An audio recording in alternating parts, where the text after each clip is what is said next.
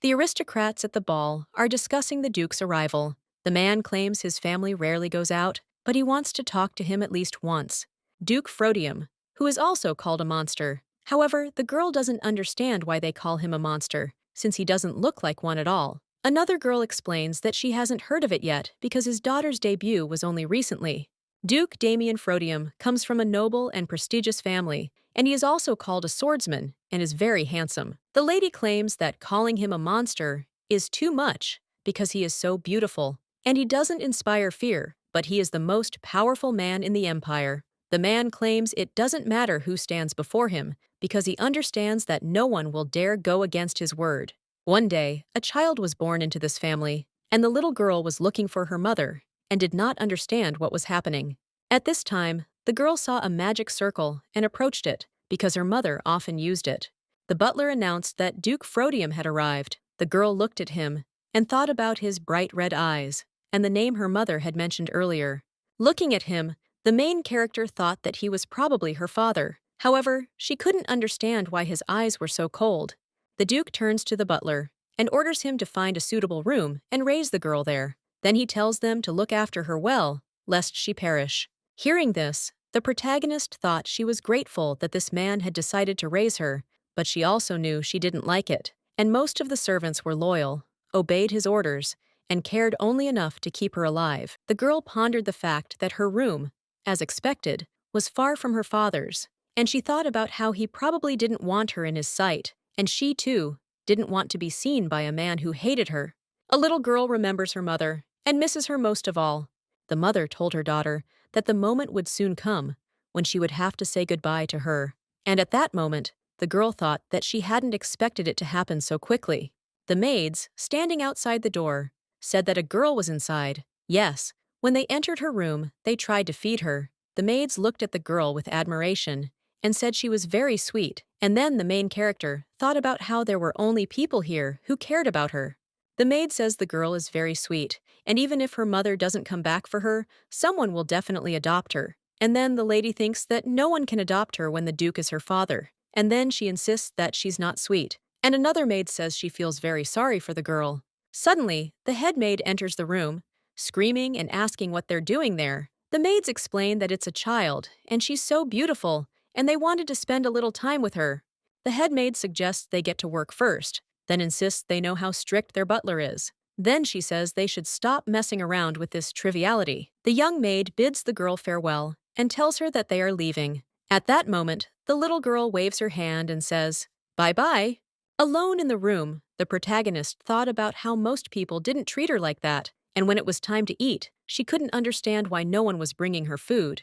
The girl remembers eating alone in her room, which is better than eating with her father, but the food never arrives. Then she thinks she can't stand it anymore, so she'll go to the kitchen.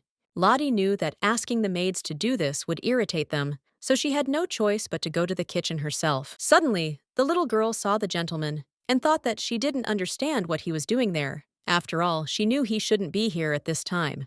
Lottie remembers her mother saying that her father was not a monster, as other people said, but a real demon. Damien Frodium was a demon who loved to drink human blood, kill people, and terrorize the continent. At this point, the main character realized that she didn't believe demons were gone because she understood that stories about them were still being told. And when she remembered that her father was a demon, she even felt grateful for her situation. Lottie wonders what her father is talking about with Belant. The butler says that if the gentleman is interested, he can see for himself. Then he announces that Lottie is right here. Hearing this, the girl quickly runs away, and at this time she thinks that Belant is a traitor, and she does not understand how he was able to notice her. Lottie knows that her father hates her, and thinks that if she shows herself in front of him, he will hate her even more.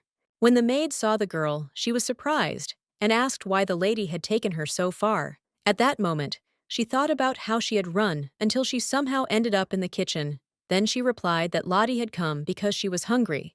The maid invites the girl into the kitchen and sits down. Then she asks if she has eaten. The little girl replies that Lottie hasn't eaten because no food has been brought to her. At this point, the maid says they must have forgotten. Then she asks what they'll do. She says they only have servants' food left. The little lady says that's all she needs, thanks the girl, and takes the bread. As she eats the bread, the girl thinks about how her life isn't much better, but she has to hang on. While she's little, she needs an adult to look after her, and she doesn't understand what will happen if she's alone and a monster crawls out from under her bed. The little lady reflects on the fact that while she's not being pampered here, she's not being mistreated either, and so she'll live quietly until she can fend for herself. At least, that's what she thought, until the next events. The maid, screaming, turns to the lady and says that if she runs like that, she might get hurt. The girl replies that nothing will happen, since Lottie will be careful. After this, the main character bumped into her father a few times, but he didn't seem to be particularly interested in her, so they didn't talk. Lottie saw her father in his room and thought she could do some research. Then she ran into the room, the door to which was always closed. When she opened it, she was surprised and thought she couldn't miss this opportunity. As she entered the room, the girl thought it resembled her father's library. Then she picked up the books and wondered if there was anything of interest to her. Suddenly, the main character saw a book that was wrapped in a chain and was surprised. And then she thought that since Dad hadn't cleaned up, Lottie would do it for him. When the lady took the book, the chain around it disappeared, and she saw that the book had no title, and this became interesting to her, and then she opened it. The girl saw that it was just a book with blank pages, but suddenly, text appeared, and the lady thought that this was definitely her father's thing, and that's why it was such a cool book. Lottie looked and thought she might read something here, but then she was surprised, not understanding what the plot was. Even after reading the contents 3 times, she refused to believe her eyes. She couldn't understand why the contents didn't change, no matter how many times she read them. At first, the main character thought that this was a book even a 3-year-old could read, but then she realized that it was far from simple. A maid approaches a young lady and tells her about a story circulating about her and asks if she knew about it. It's a story about a simple girl from the Lopez Dahlia family who was taken in by the Frodium family, and it's even more fictional than the usual fictional stories. This story inspires not only nobles, but also commoners who dream of ascending to a higher status. It's the story of Dahlia, who lived in the Lopez family amidst abuse and hatred. Afterward, she was taken in by Duke Frodium, who took pity on her.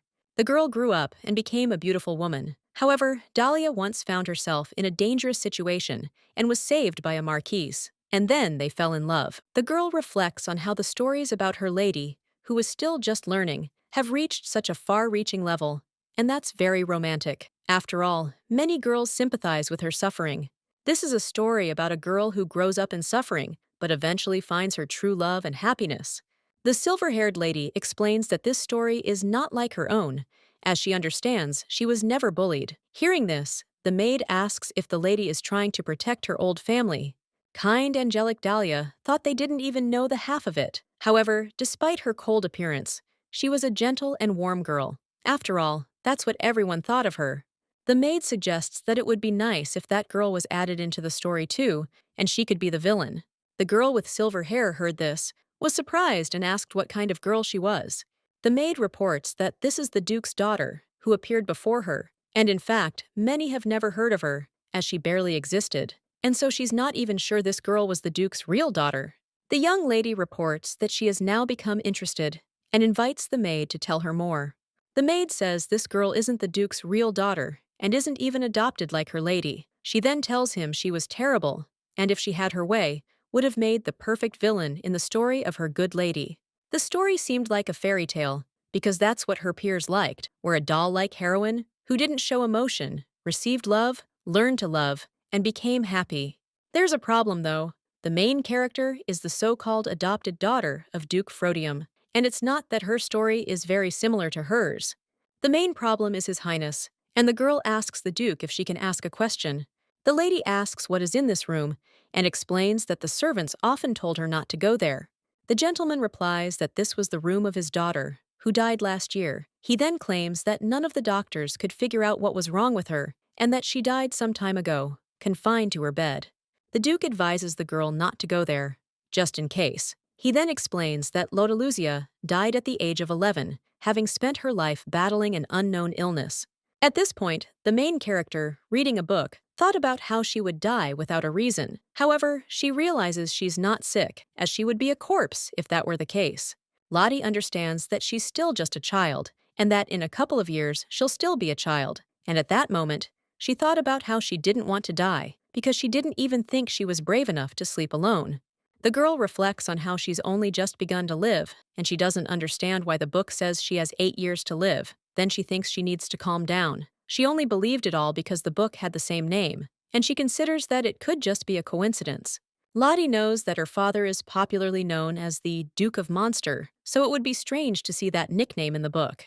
At this point, the protagonist reflected on how she'd only been here for a few months, and many in the castle didn't even know she existed. And she pondered the fact that rumors about her couldn't have spread without reason. She was the Duke's secret daughter, known only to a few in the castle. Suddenly, the girl heard someone coming. Then she looked at the book and thought that this book was on fire. She saw the Duke asking who had given her permission to enter his library.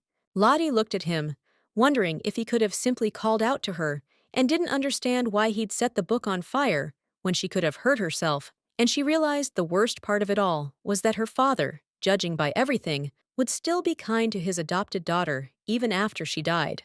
At this time, the girl felt sad that she would die, since bad rumors would still circulate about her. Suddenly, the protagonist realized that since her death was already predetermined, she would die no matter what she did. Then she responded that Lottie came in because she wanted to, and then she remembered that the book said her father was evil.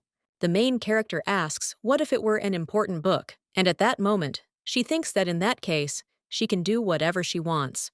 The father replies that he can understand this from afar, and then he says that there are no important things in this place. Hearing this, the girl was surprised, since this room was his library. Then she looked at her father and thought that she didn't understand why he was smiling and contemplating that he was probably mad with anger.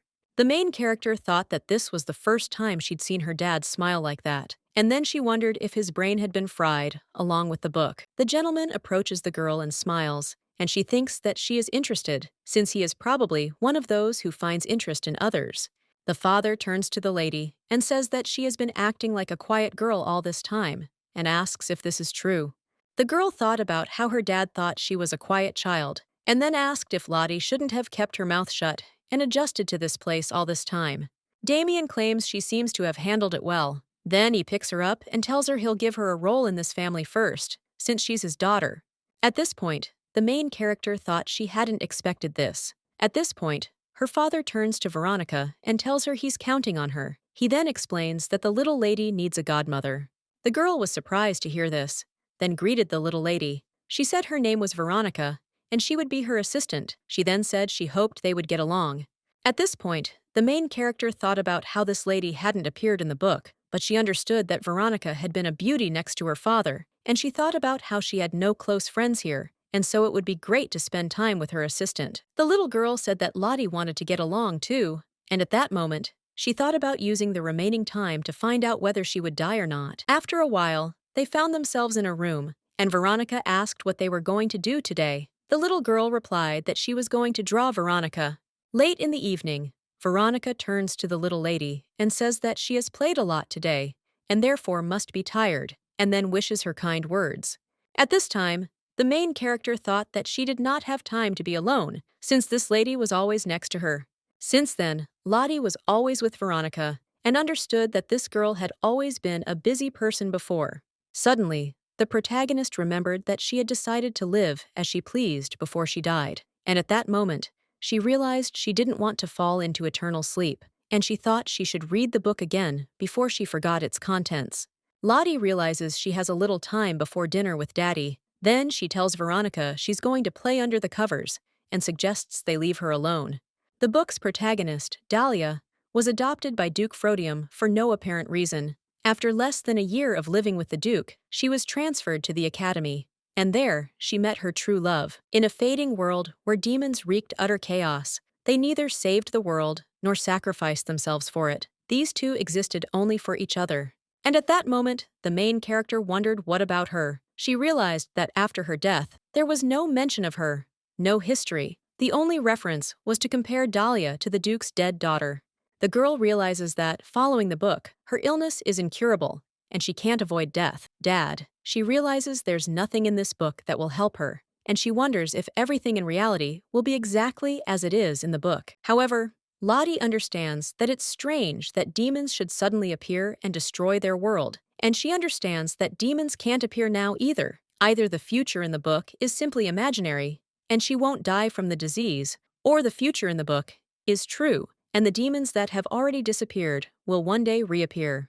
The lady understands that if she had the choice, she would choose the first option because the second option is too tragic, but that will be after her death, and she doesn't really care. Veronica turns to the little lady and tells her that if she's hungry, they can go get something to eat. Then she says they can eat a little earlier one day. The girl was surprised to hear this and asked if it was true. Then she thought that she wouldn't have to eat with her dad. And so she thought, that's fine, since she likes to eat alone. The little lady thought that today she would eat alone and then ask for food to be brought to her room as before. But when they sat down at the table, she saw Dad and thought that she didn't understand why he had come so early, since she had read him as a busy man, and she thought that maybe Dad was more comfortable eating alone. The girl reflects on the fact that a lot has changed since what happened in the library. The Count turns to the girl and asks why his daughter, who is always late for dinner, has arrived so early. The little lady replies that Lottie is hungry. Then she asks if Papa is busy and informs him that he is usually working at this time. The gentleman announced that he could find time for lunch with his daughter. Veronica was surprised to hear this, as since when had he had free time, and was asking about it. The father asks the girl if she's really that hungry. He then says that, seeing this, he gets the impression that the servants working in the kitchen aren't doing their jobs at all. The maid brought dinner, and the girl thought about how much she was about to eat, but suddenly, she couldn't understand why the knife wasn't cutting, and she realized that when she ate outside, her hands felt like they weren't her own. However, the lady realizes that the knife might not be the problem, and then the knife flies out and lands right in her father's face. Seeing this, the girl is terrified. People call Duke Frodium the Monster Duke because his true nature is evil and cruel, and he is a true demon. He is a cold man who wouldn't shed tears even if a sword pierced him. At this point, the main character thought that even if such rumors were circulating, it couldn't be that her daddy wasn't feeling pain. Then, screaming, she said she didn't understand what she'd done, and that there was blood on her daddy's check. The little lady runs to her dad and falls. She doesn't understand why she fell, however, because she feels like it's not the floor, as it's very soft. The father asks his daughter if she's okay. The girl replies that she is, and at that moment, she thinks about how she needs to tend to her father's wound. The Duke suggests the lady be more careful next time, and the little girl replies that she's sorry she hurt her daddy, and then she thinks he must be angrier than she thought. Her father said he was worried about her, then stroked her head. At that moment, the girl thought that he wasn't angry, but worried about her. The main character reflects on how she thought her daddy hated her, but it seems she was wrong, and she reflects on the fact that he doesn't hate her. However, she still doesn't understand why he was so cold when they first met. The girl realizes that her father got hurt because of her, and then she remembers how her mother relieved her pain.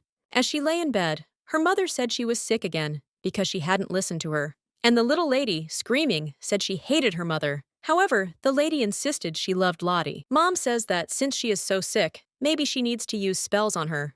The protagonist hugs her father, then touches his cheek and says the pain has gone away. However, at that moment, she thinks she doesn't understand why her father isn't answering, and she asks why the spell isn't working. Her father replied that the spell had worked and that the pain had gone away. At that moment, the girl thought that if the spell had worked, it meant she had inherited her mother's magical powers. The Duke bids his daughter return to her seat and then asks if she doesn't hate him. Hearing this, the lady doesn't understand where her father got this idea from, as she thought it was the other way around. Lottie reflects that Papa had plenty of reasons to think that way, just like she did. After all, she understood that favors were always feared by Papa, and that's why she acted cautiously, but she didn't hate him, and she let him know so. The father agrees with his daughter and invites her to sit down to eat. At this point, the girl glances at the table and wonders when he managed to cut all this food. Then she says that Lottie would be happy to eat. The daughter reports that her dad is not eating and says that she was always told to finish her food, and therefore she claims that he will be scolded. Damien says he wonders who would dare scold him. His daughter says Dad should be a role model for Lottie. Hearing this, the gentleman says that it seems he has a rather dangerous daughter, and the girl insists that he needs to be kind to his daughter, and at that moment, she wonders if she can really talk to him like that. The protagonist realizes that the gentleman is kind to her, and it turns out he didn't hate her. However, she doesn't understand why this still bothers her. Lottie knows that children are sensitive and assumes that is why she feels that he definitely did not see her when she first moved here. He remembers the first time he saw her. She had thick black hair, but her eyes weren't as bright as Damien's, yet she still stood out. He knew this child was a lot like him. The servants say that this girl looks like him, but they understand that they are unlikely to be of the same blood, and besides, they don't know that his lordship even had a lover.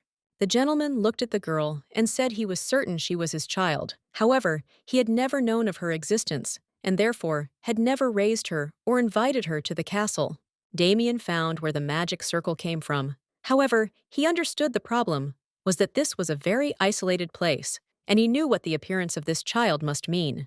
The woman suggests that Damien not come here again, since he's unlikely to make it through the woods again anyway. However, the master knows that the woman imprisoned in those woods died, and he reflects that it is not the child's fault. However, even if it is, he has no right to blame her. The Duke thinks about how a week has already passed since the child's birth. He realizes it's a bit late to introduce himself, but he supposes he should go see her, and he can't imagine where else she could be at this hour, if not in her room. Suddenly, the gentleman saw the girl and thought she was about to fall. Then he picked her up and saw that she was still asleep, which meant she was a sleepwalker. At this point, the gentleman thought that this child was probably having a harder time than anyone else. He also recalled that this girl always came up to him from behind and hid or ran away from him.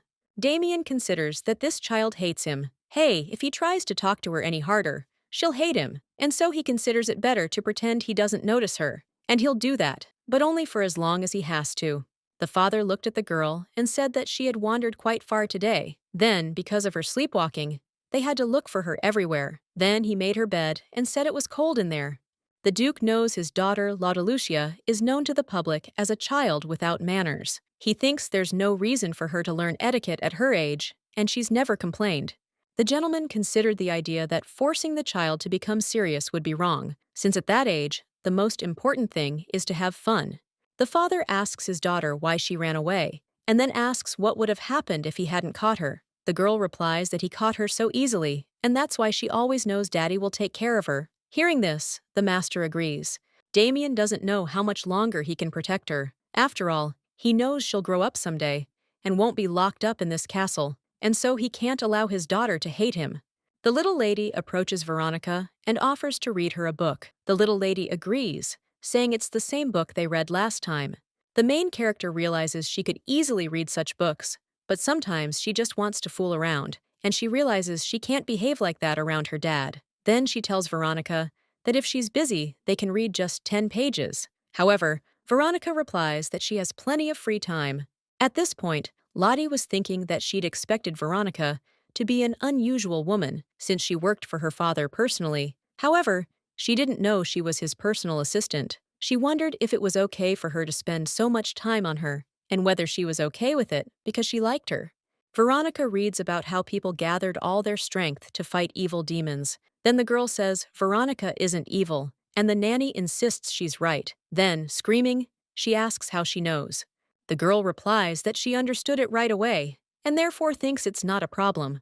Veronica agreed with her, saying that it was simply that usually only demons could distinguish other demons. And then she thought about how, even though the master had accepted her, there was no proof that she was truly his blood daughter. She was certain this girl was an ordinary human. Veronica says that the fact that her lady can see this is actually a great rarity. In the past, when demons ruled almost everything, only a few people were able to distinguish them, and Veronica reveals that her lady must be one of them, and so she will continue reading. The nanny reads about a witch who lived in the north, cold as winter, capable of freezing anything. And then the girl thought about this place where she and her mother lived, and until today, she hadn't even imagined that her mother was a winter witch. At this point, the main character thought about how her mother wasn't at all cold, like winter, and how she didn't know much about the forests, other than that it was always winter there. However, for her mother was more like the bright summer she'd read about in her books.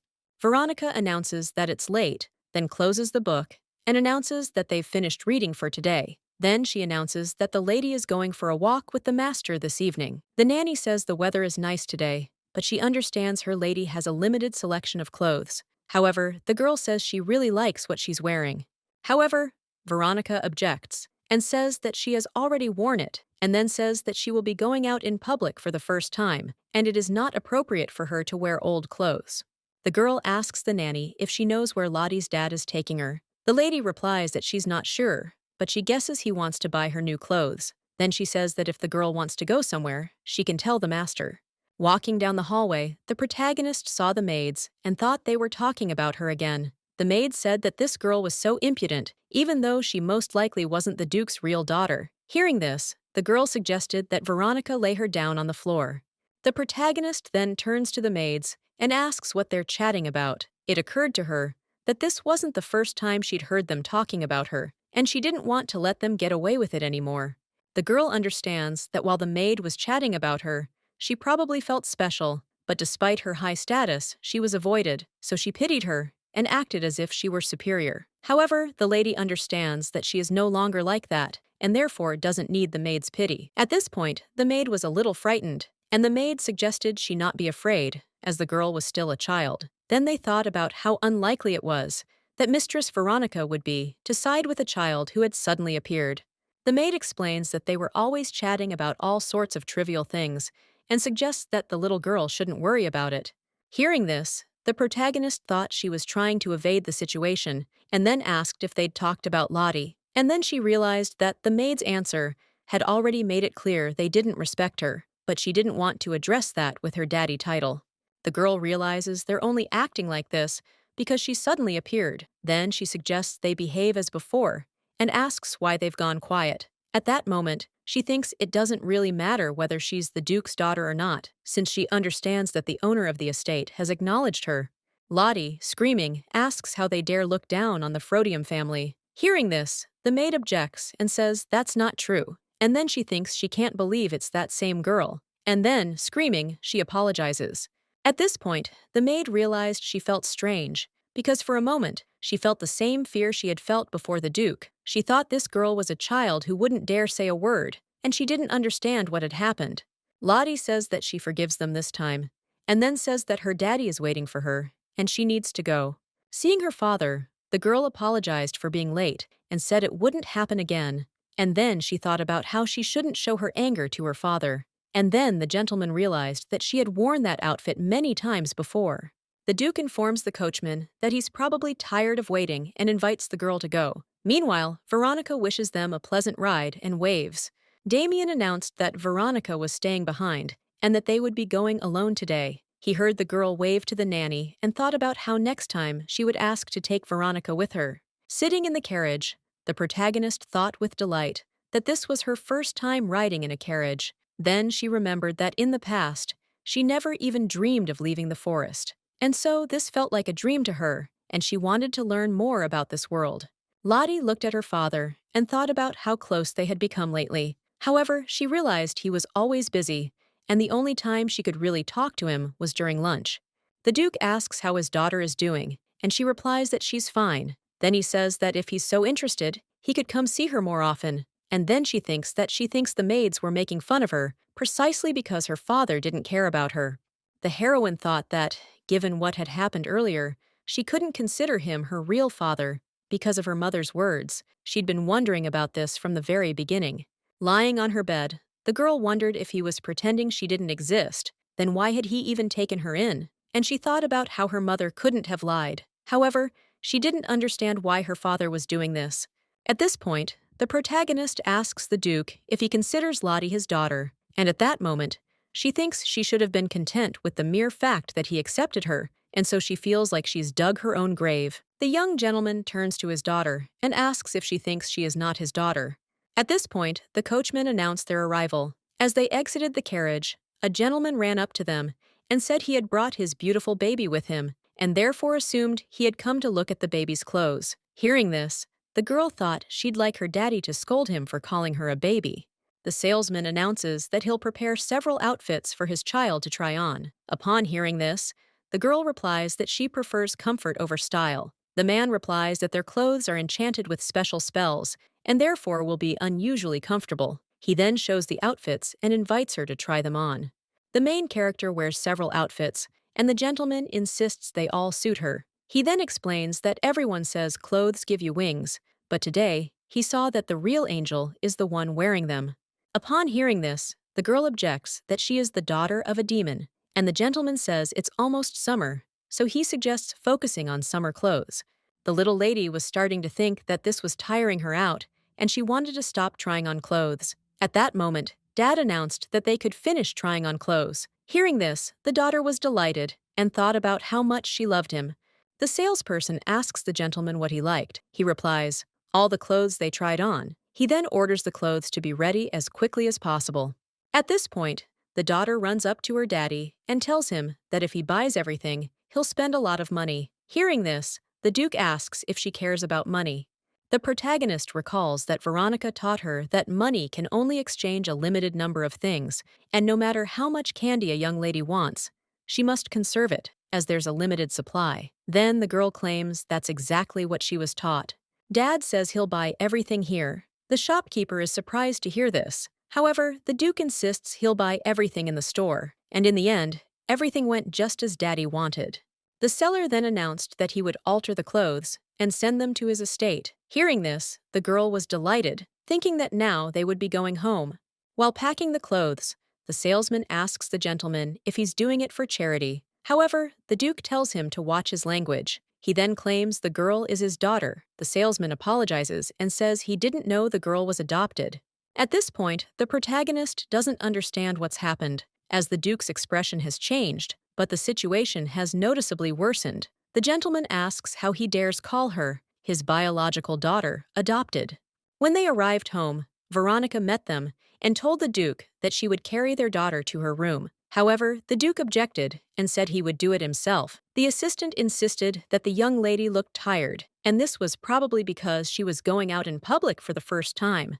Damien said he was the first to see Veronica greet someone like that at the door. She replied that she was looking after the young lady. Then the Duke carried the girl to bed and wished her good night. Meanwhile, a little boy uses magic to tell the Freudium family that there's a new child. He's at Damien's estate, and he needs to be retrieved immediately for their master. He also can't believe there's a new daughter in the house, and it looks like he'll have to check it out for himself. The butler reports that His Grace has put all work aside to attend to the lady. The gentleman glances at the papers and then asks if he should sort this all out himself. The assistant insists that he knows he wouldn't trust anyone else with this. The Duke explains that he's doing this because his ancestors did the same, and then bids the butler leave. The butler reports that he has received news that the young master will soon return. The Duke replies that he hasn't heard about it yet. However, the butler, surprised, claims that this cannot be, that the young master has not yet informed him about this.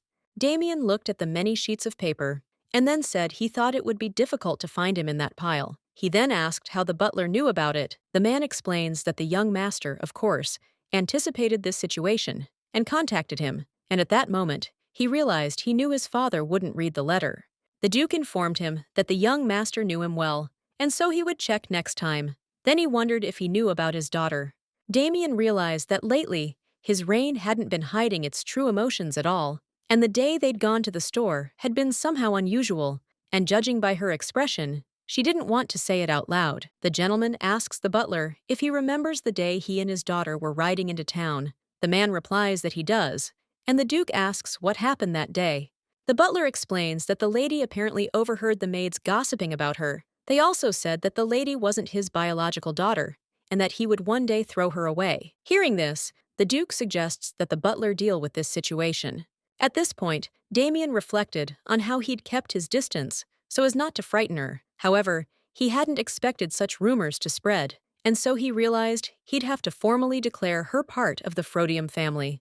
The gentleman says that gossip is quite useful, and then he asks the butler if people don't like dramatic stories. Formerly Duke Freudium, he kept his beloved woman a secret. However, she left their world very early, and rumor has it that the Duke valued his daughter by this woman so much that he hid her in the estate. It only took a little time for rumors to spread throughout the capital.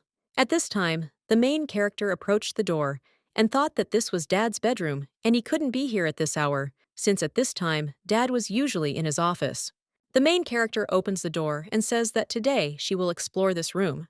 The girl, while in her father's room, thought that she looked rich, but somehow gloomy for a bedroom.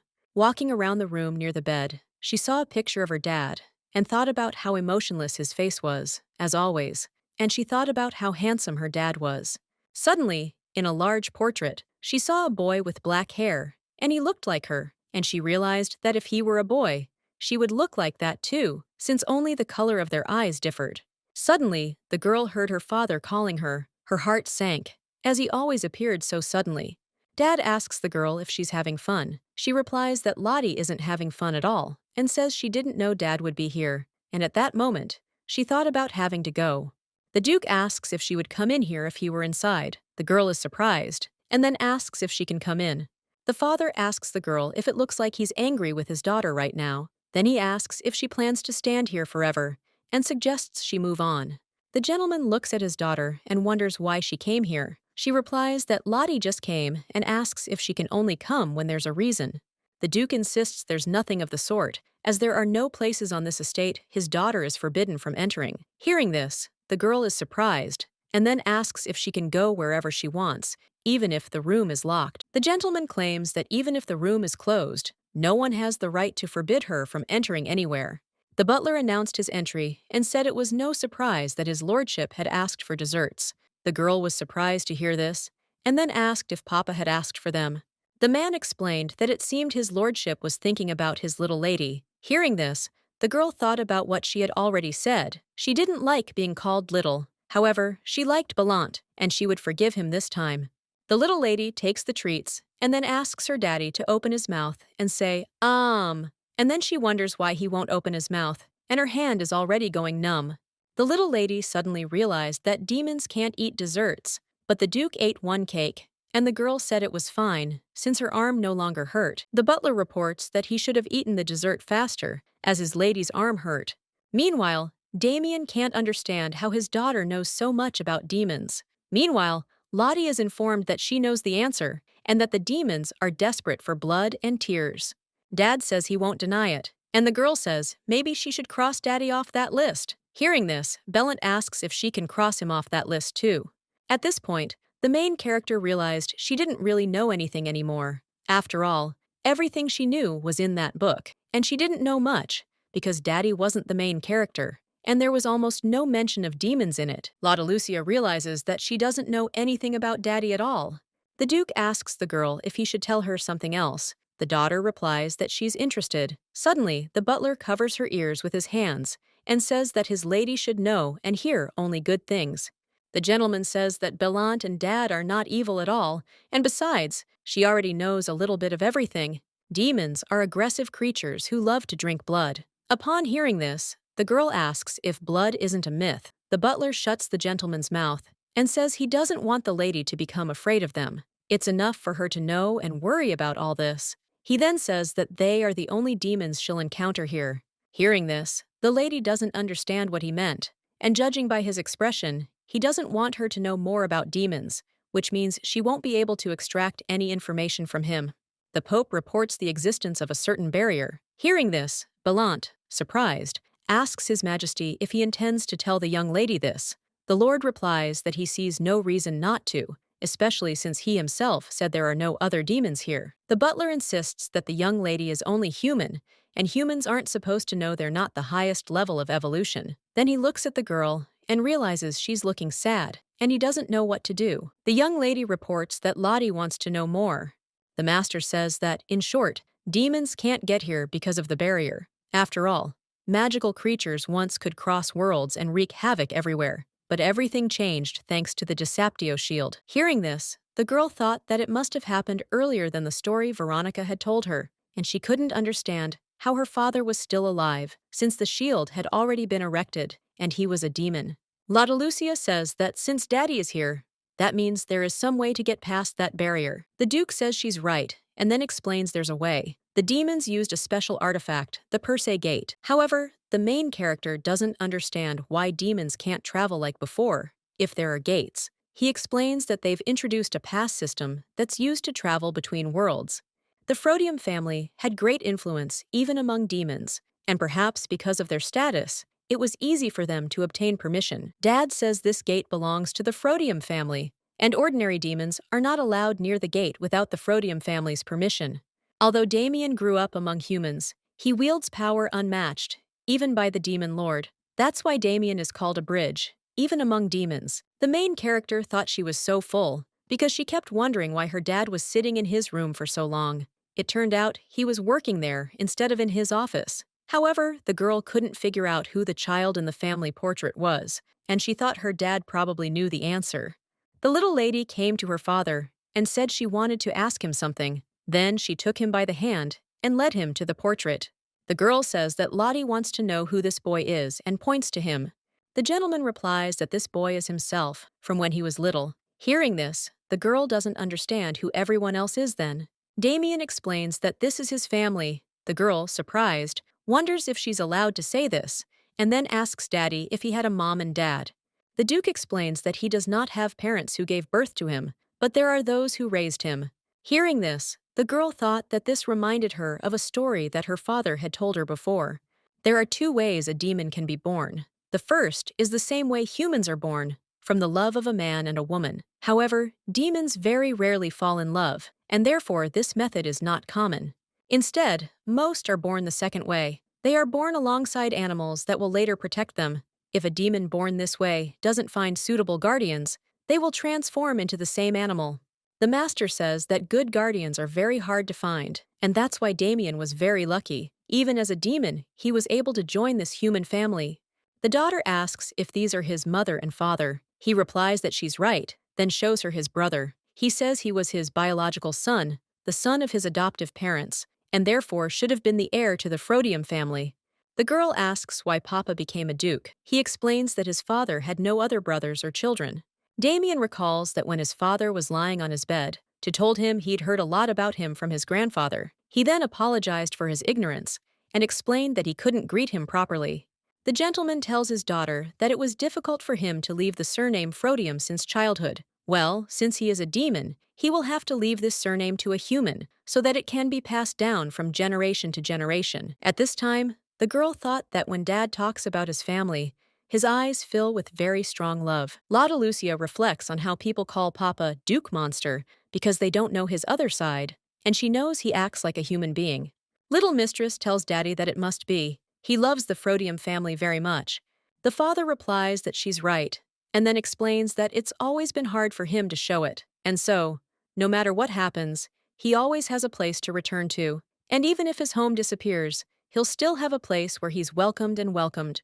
Meanwhile, Veronica says the lady never once asked about her mother or tried to look for her. The gentleman asks if this book is about raising a child, and the assistant reports that she's reading this book on child development. And then she reports that their physical growth is slower, but their mental growth is much faster than that of humans. And she says that this is very noticeable in the young lady, and she tells the gentleman so he knows.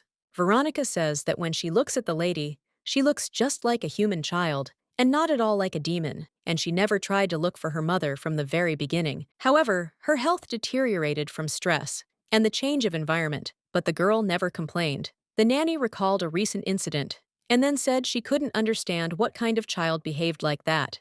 Veronica understands that even if she didn't inherit her mother's magical powers, she's definitely inherited Lottie's mother's wisdom, and this is noticeable even at such a young age. Nanny assumes that Lottie probably understands she will never see her mother again, and she finally realized she had been lost in the forest before. The girl turns to her father and tells him that they used to say that family ties are stronger than anything else, and he understands that this is only possible because the relatives' memories are so intertwined, a blood connection, but a complete indifference to each other. The gentleman understands that a loving family can't look like this. He then tells his daughter that he wants her to remember that she can always return to this place. Hearing this, the girl thought that she had long felt that she had been waiting for these words for a very long time.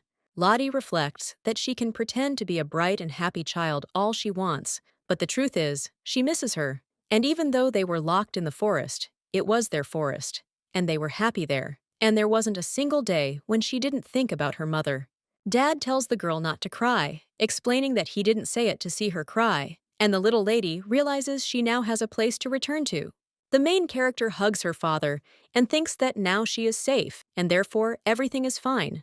However, the girl understands that this is what she thought until an unexpected guest appeared at the estate. The next morning, the girl saw Veronica and reported that she heard something interesting yesterday. Lottie heard a story about a woman her daddy loved very much, and now they have a daughter he adores, and therefore hides from everyone. And she can't understand how people can make up such sweet stories about her daddy, and apparently everyone loves him so much. Hearing this, Veronica thought that this story was made up by her lady. Little lady, wondering what happened to those maids last time. And Veronica thought that the young lady only needed to know the good news, and then say that they were sent back to their home island. Lottie mentions that it's a bit noisy today. The nanny explains that they're preparing for guests today and clearing out the necessary rooms. Hearing this, the girl is surprised and says they have special rooms for guests. At this point, Veronica realized that the young lady was already aware of the events and didn't understand why she had reacted that way. Then she informed her that the young lady's older brother was arriving today. The main character was surprised to hear this, as she didn't know such a thing was possible. Then she runs out of the room, thinking that nowhere did it say she had a brother. Entering the corridor, she met the butler, and he introduces her to young Master Bihan and informs her that he is the young lady's older brother. The young gentleman says he hasn't received any news that the father has accepted the child. Then he claims she's a lady now. At this point, the girl looked at him and thought that he definitely hated her, and she didn't understand what she had done to him, and then ran away. Sitting in her room, the main character reflects on how she doesn't understand why she ran away back then, and she feels as if her brother hates only her. Sitting at the table, Lottie asks where Daddy is. The maid explains that he told the girl to dine alone tonight. Hearing this, the girl doesn't understand why Daddy isn't eating with her.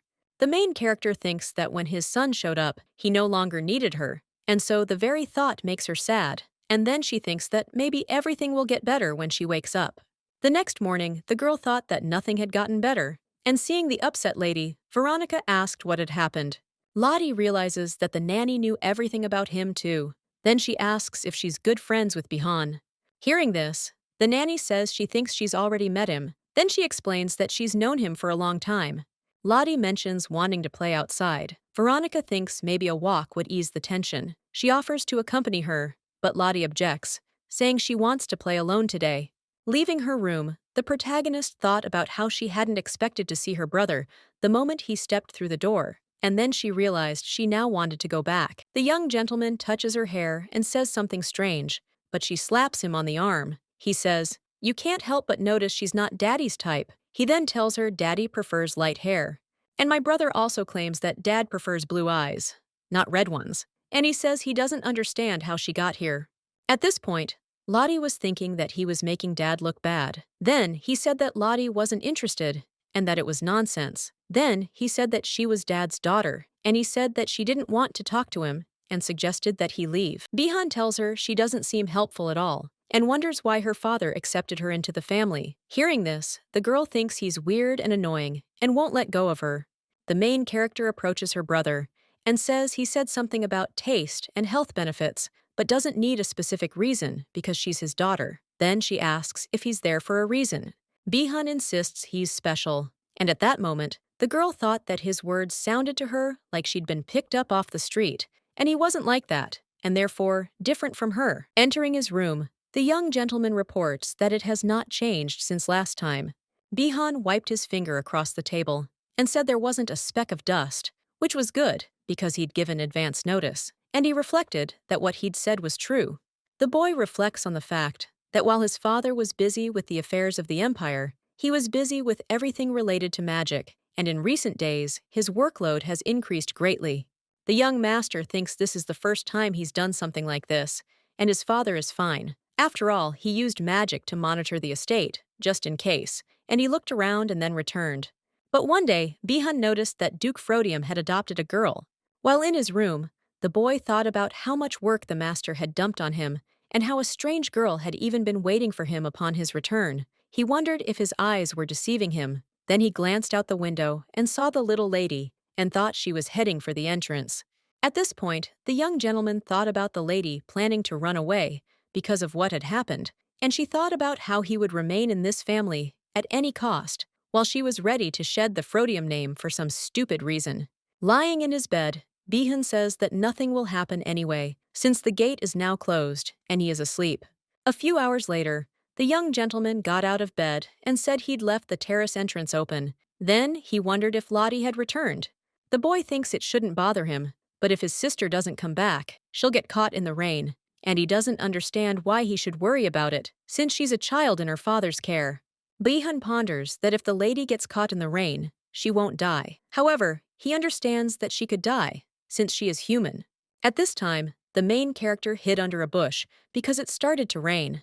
The girl was mistaken when she began to look for shelter from the rain because she thought that the downpour would quickly pass and stop. But Lottie knows the rain isn't going to stop anytime soon. She doesn't know how long she'll have to hang around there, and when she returns, she'll find herself unwanted again because of Bihan.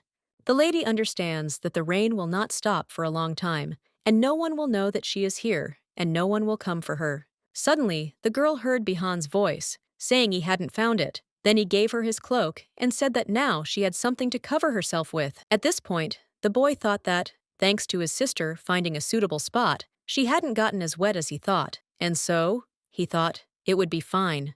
Bihan suggests to the girl that they go back, since the rain has already stopped. As she followed the boy, the girl thought about how fast he was, even though he was much taller than her. Meanwhile, he was thinking about how slow she was. Suddenly, the lady saw her brother slow down and realized he was wetter than she was, and she realized he'd come out to look for her in this rain on purpose. And she thought about how they had the same misunderstandings as they had with their father, and Bihan didn't hate her at all. However, the girl heard him say that he hated her, and at that moment, she thought about what she had been counting on. The boy says she has no idea how hard he worked to get his father to come, and he asks why it's so easy for her. At this point, Veronica turns to the young lady and tells her she's very wet. She asks why she went all the way to the entrance. Then, she tells her she should have returned as soon as it started raining, as she might get sick, and suggests she go straight to bed. Bihan announces that he is leaving, and upon hearing this, the girl thought that he and she were getting wetter. Late at night, the girl opened her eyes and couldn't understand why she was in the main corridor. She had fallen asleep in her bed, and then she realized she needed to go back. Suddenly, the girl heard voices, and she wondered who was talking so late at night.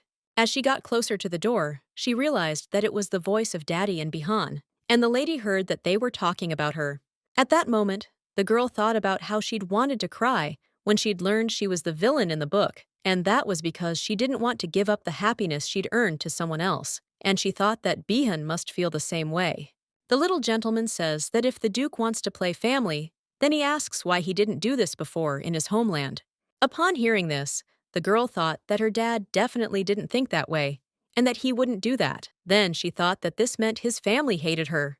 At that moment, her father opens the door and sees her, then picks her up. Lottie claims she hates him, and then she remembers how he told her she had a place she could always return to. And when she heard those words, she doesn't understand what she should do now. The Duke claims that he would do well to know the reason why his own daughter hates him. The girl claims that Daddy told Lottie that he would give her a place to return to, and then she says that Lottie's family doesn't love her. The father tells the girl not to cry anymore. Then he asks who told his daughter that she's unloved in this family, and at that moment, he thinks he understands what's going on between the Bihan and his daughter. Damien suggests that little lady ignore him. The main character was surprised to hear this, as she realized that they lived under the same roof, and this was useless advice. The Duke tells the girl that he will explain everything to her, and then says that Bihan is not his biological son, and he is not even adopted. Hearing this, the girl became curious about what he was talking about, as she couldn't believe this boy wasn't his son, and even if he was, she couldn't understand how she couldn't ignore him. However, she pondered the idea that this would only be possible if one of them left this place. The next morning, the girl thought Veronica wasn't there yet. Then she heard someone knocking on her door, and she thought it was her assistant. But when she opened the door, she saw Bihan, and she wondered what he was doing there. 5 minutes earlier, the young gentleman had been talking to Veronica, who had informed him that this girl was the Duke's biological daughter. When he heard this, he realized that she wasn't in the same position as he was.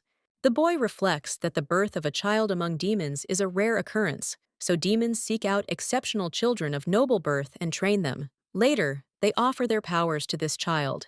Bihan understands that Veronica and he are such chosen ones, which is why they are always close to Damien, and he knows he was Damien's acknowledged master, and that's why Bihan doesn't like the idea of such and such a child taking his place. And he never thought he'd envy her. However, the young gentleman realizes there's a problem, because he misunderstood everything from the start, and then he asks Veronica if she knows where the young lady is now. At this time, Bihan looks at the young lady and asks if she would mind if he came in. Hearing this, The girl doesn't understand why he's speaking so formally. However, she understands that he knows who she is, and, having heard the truth, has decided to sort things out between them. The young master tells the girl that he never imagined that Master Damien had a biological daughter, and therefore, he sincerely apologizes for the misunderstanding between them. Lottie replies that there's no need to bow, since she's not offended at all, and everything is fine. At that moment, the boy thinks about how vulnerable she is to apologies, and the lady informs him that Lottie never even considered harboring a grudge against him. Meanwhile, she thought about how she was his rival. Yet even so, he went looking for her in the rain.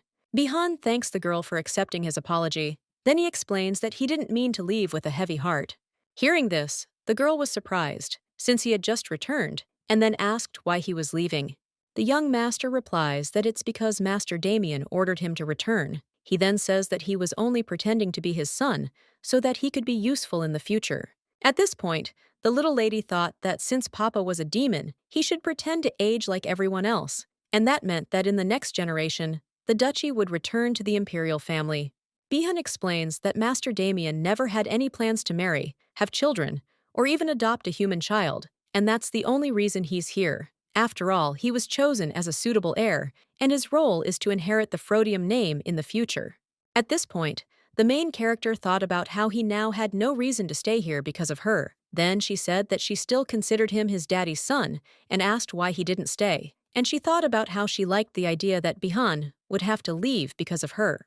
The young gentleman tells the girl not to worry and explains that he has no further reason to return, as rumors will soon spread that he has disappeared or died. He then asserts that his lady will no longer have to worry about him. Hearing this, the protagonist was surprised, then claimed Lottie had never said anything like that. And then she thought about how she didn't need a brother, but she didn't want to take Bihan's place, even if it was just a fantasy. The little lady begs the boy not to leave and says they can live together simply as brother and sister. Then she says it wouldn't hurt to have an older brother. The girl saw Bihan's surprised face and then asked if he liked being Lottie's brother.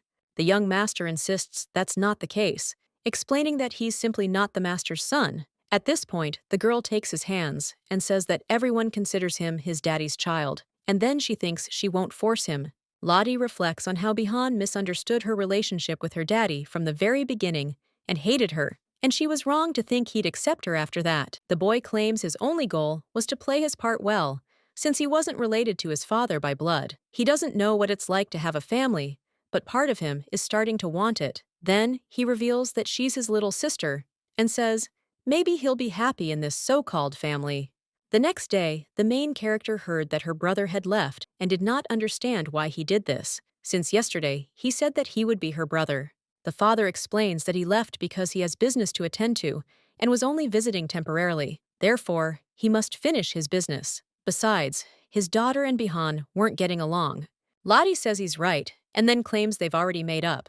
In her room, the girl says that Bihan didn't initially want to be her brother, but then she suddenly hears a voice saying, "That's not true," and sees black smoke.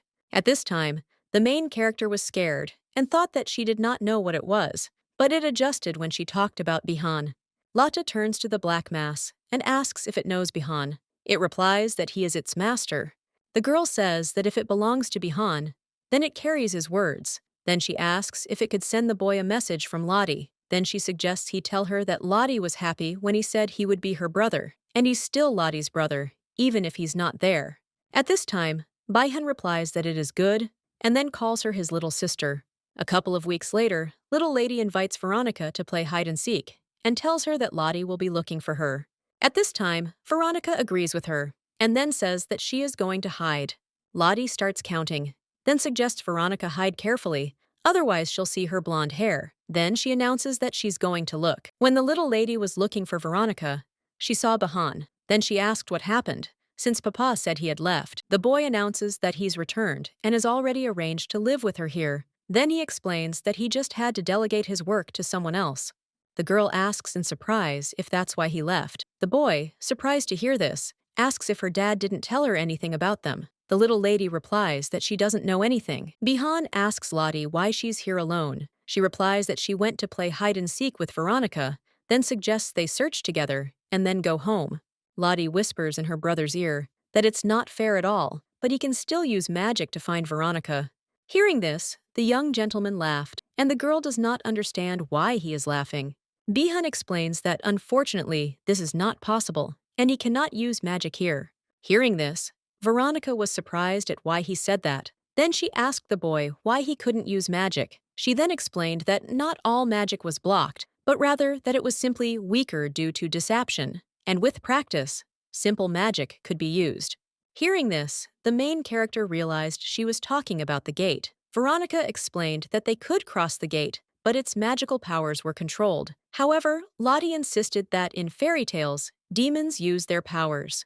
Bihan says that in most of these stories they are not actually demons. Bihan lived in the estate for a long time, and he visited the main character every day. One day, he heard that she had been inside all this time and was surprised. The main character understands that her brother took good care of her, and she thought that perhaps he still feels guilty about their first meeting. The girl ponders the fact that, unlike in the book, Bihan remains the young master of the Frodium family, and she thinks that it can't be true, that the events of the book are real, and even the protagonist's family made a mistake, and that, if you're moving in the direction of happiness, then you can forget about this book. The main character realizes that it is not about her or her father, or even about the existence of the protagonists, about the whole idea of the appearance of demons. Lottie asks what they are, if not demons. Veronica replies that they're called cambions. She explains that they're demonic forces that are difficult to contain, being half-human. This is why they lose control and tend toward tyranny. Hearing this, the girl thought that she was also a combiner, and then claimed that Lottie would also lose control and die. Veronica insists her lady will be fine, as she doesn't have such powers, and so far, there are only rumors about those who have lost control. The protagonist claims this is a good thing, but at that moment, she reflects on how she's not her daddy's daughter due to her lack of strength. She then reflects on how her family still accepts her, even knowing this. Lottie asks if she'll stay in the family even without magical powers. Bihan replies that of course, and he won't listen if she suddenly says she doesn't want a brother. And of course, it doesn't matter what happens since she'll still be his lady. At this point, the protagonist reflected on how her father's acceptance had initially been enough for her, but now she was beginning to hope for more, and she realized that this book was meant to be her confinement so she could live a quiet and peaceful life. However, she was glad to have found herself in this situation. The girl reflects on the fact that the Frodium family is her home. At this time, Damien, being in his office, thought about how he used to prepare a report on the work carried out immediately after the meeting and draw up an agenda for it, even realizing that this was not his job. The Duke, sitting in his office with his staff, reflects on the fact that he's had enough, having finished on time. Now he needs to summarize the meeting and send it to the prince. At this point, his assistant reflected on the fact that he wasn't planning on preparing the report himself, and then asked if the gentleman thought he hadn't finished earlier than usual today. He then informed him that it seemed to be because he was so preoccupied with the little Duchess. At this point, the worker realized he'd heard rumors about the little Duchess too. He thought about trying to use boys the Duchess's age to make friends. He knew it was risky, since the girl didn't seem to have a bad personality, but he could try it once. The man realized that this would establish a connection with the ducal family, and that theirs could benefit from it as well. Then he smiled and thought about how the clever always win. At this time, the Duke reflects on the fact that if he finishes work right now, he will have more time to spend with Lottie. The aristocrat turns to his lordship and asks if he is in a hurry to go home, and then asserts that he has always believed that work is everything to him. The man reports that the rumors were true, and that the Duke has a young Duchess daughter waiting for him at home. She is the same age as him, and therefore he understands his feelings. At this point, Damien thought, since he understood everything, he might as well just let him go. Then he thought, since he also had a daughter, he could give him some advice. The Duke reflects on how Lottie has recently stopped looking for the catch in everything and is now behaving like a completely normal child. However, he realizes it's cute when she seems to be looking for the catch in his words, and reacts humorously. Damien thought that he just needed to know that his daughter was okay. Seeing Mr. Ballant, he asks in surprise what happened, since he arrived so quickly.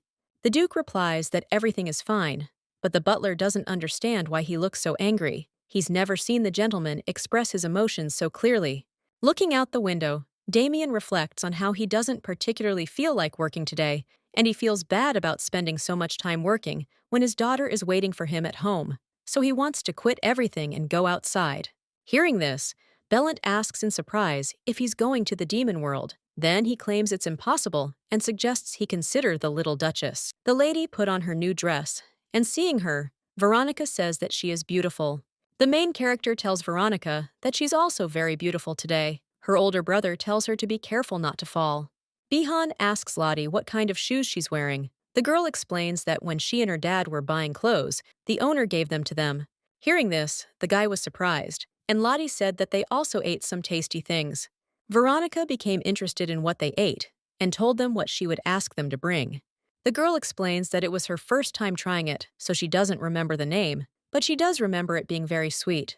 Veronica asks if that means it was sweet and cold, and then says she'll ask for it to be cooked. The main character asks why Bihan finds it difficult to be around Veronica. Hearing this, she asks if it's noticeable.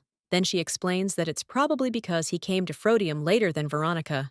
Hearing this, Lottie asks how Bihan ended up with the Frodiums. Then she says, "Whoops!" And Lottie is right there. She offers to tell him too, since she's already told him everything. Bihan reports that he first wanted to find his savior and saw a girl who suggested that he come to Frodium. Lottie asks who this man was, and she doesn't understand why she sent him to Daddy. The boy says he doesn't know and thought that if he gets closer to his father, he'll surely be able to get the information. However, he couldn't. Then he says it wasn't an adult, but someone with dark hair and red eyes.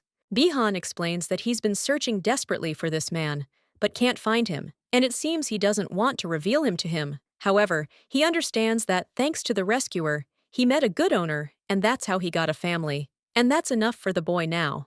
Veronica suddenly appeared and asked what they were chatting about with such interest. Then she announced that she had already returned. Veronica brought ice cream and asks if this is what she was talking about earlier. Lottie says that's exactly it, and then takes a spoon and eats the ice cream and says that it tastes amazing.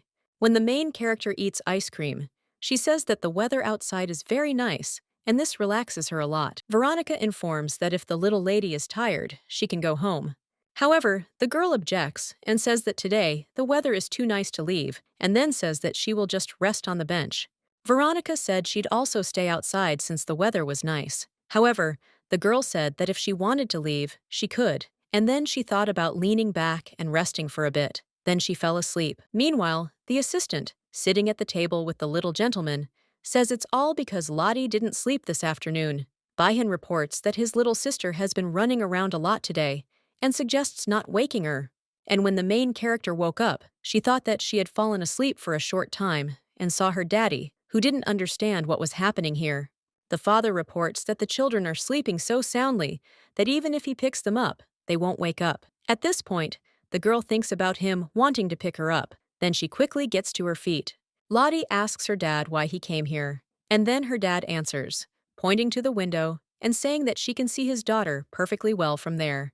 Hearing this, the girl doesn't understand why he has such a strange answer, and then asks if he has anything to do. The Duke replies that he is the busiest man in the empire. However, the girl asks why he came when he saw Lottie and asks if he is bored. Bellant explains that the Duke came to spend time with the young lady, despite his enormous busyness. Veronica assumes her father came to befriend her better, as she's certain Mr. Damien's priorities seem to have shifted. At this point, the main character thought that, given how her daddy treated her, Veronica's words seemed true, and maybe she should tease him a little, since he was in denial. And then the girl cries out that she doesn't understand how daddy has no friends at all, and she asks if he really came to befriend Lottie. The little lady invites her father to take a walk in the garden. Then she says that he has been busy all this time, and that is why they could not do it. The father takes the girl in his arms and then invites her to hold on tighter and sit on his neck. Seeing this, Veronica claims it's unfair. However, the gentleman says he doesn't understand what's unfair about it. At this time, Bihan picks a rose in the garden and says that maybe this bribe will help him rise in the rankings. The gentleman states that all these flowers in the garden belong to him, and he does not understand how he can use them as a bribe. The girl turns to her dad and tells him that he is like a child, and then she says that here, Lottie decides whether she wants to take a bribe. The main character says that Lottie likes the bribe, and so she accepts it. Then she takes the rose and puts it in her hair. Veronica says that she will then give her a birthday present and asks when it will be. The girl was surprised to hear this and asked if demons celebrated birthdays too. Beacon informed her that they had decided so from today on. Lottie reveals that she doesn't know when her birthday is. However, there is one day she wants to remember, and that day is the day her mother said she was wishing Lottie a happy birthday too early. The main character says that Lottie's birthday is the day she enters here, and at that moment, she thought about the day she found herself in an unfamiliar place. The Duke says that he will remember this and will help his daughter fill this day with good memories. The girl says that if a day with good memories is what he calls a birthday, then for Lottie, every day here is a birthday, and she says with delight that she's happy here. The hot and noisy summer has come to an end, and the time has arrived for a wonderful golden autumn. The girl, surprised, suggests that Veronica look up, as the treetops have turned red. She replies that the autumn leaves are very beautiful. Veronica asks the young lady if this is really her first time out in autumn, and she wonders if spring and summer were her firsts too. The girl replies that in the forest, Lottie had nothing but eternal cold, darkness, and snow, and at that moment, she thought that summer was still too hot. Hearing this, the assistant thought that the lady was so nice, and therefore she would not tell her that winter would come in a couple of months. At this point, the main character announces that she wants to keep only autumn and spring, as she really enjoys these seasons. She also wants to keep winter, as it's her birthday. Veronica asks her lady what she'd like for her birthday. The girl replies that her birthday is still a long way off. The assistant thought that when her birthday got closer, she'd probably forget what she'd asked for, so she could surprise her. Then she said she wanted to know in advance. The young lady paused for a moment, then with a cry, announced that she didn't know. The nanny then thought about quietly coming in and asking what she wanted for her birthday. Lottie replies that she wants to do what all families do. Then she explains that she wants a family portrait, like the one Daddy has in his room, or to go on a picnic together. Hearing this, Veronica says that Mr. Damien would be happy to do all this for her, and then she thinks that this is immediately obvious from his attitude toward the young lady. She also reflects on the fact that the girl seems worried about having more work to do in the absence of the head of the family. Veronica reports that even if Mr. Damien is away from work for a while, she won't be making much money, and she thinks that if he does, it won't be a big deal, since the young lady is so happy. However, the main character objects, declaring that Veronica is also her family, and therefore she will do everything with them. Hearing this, the assistant realized that she, too, is part of the lady's family.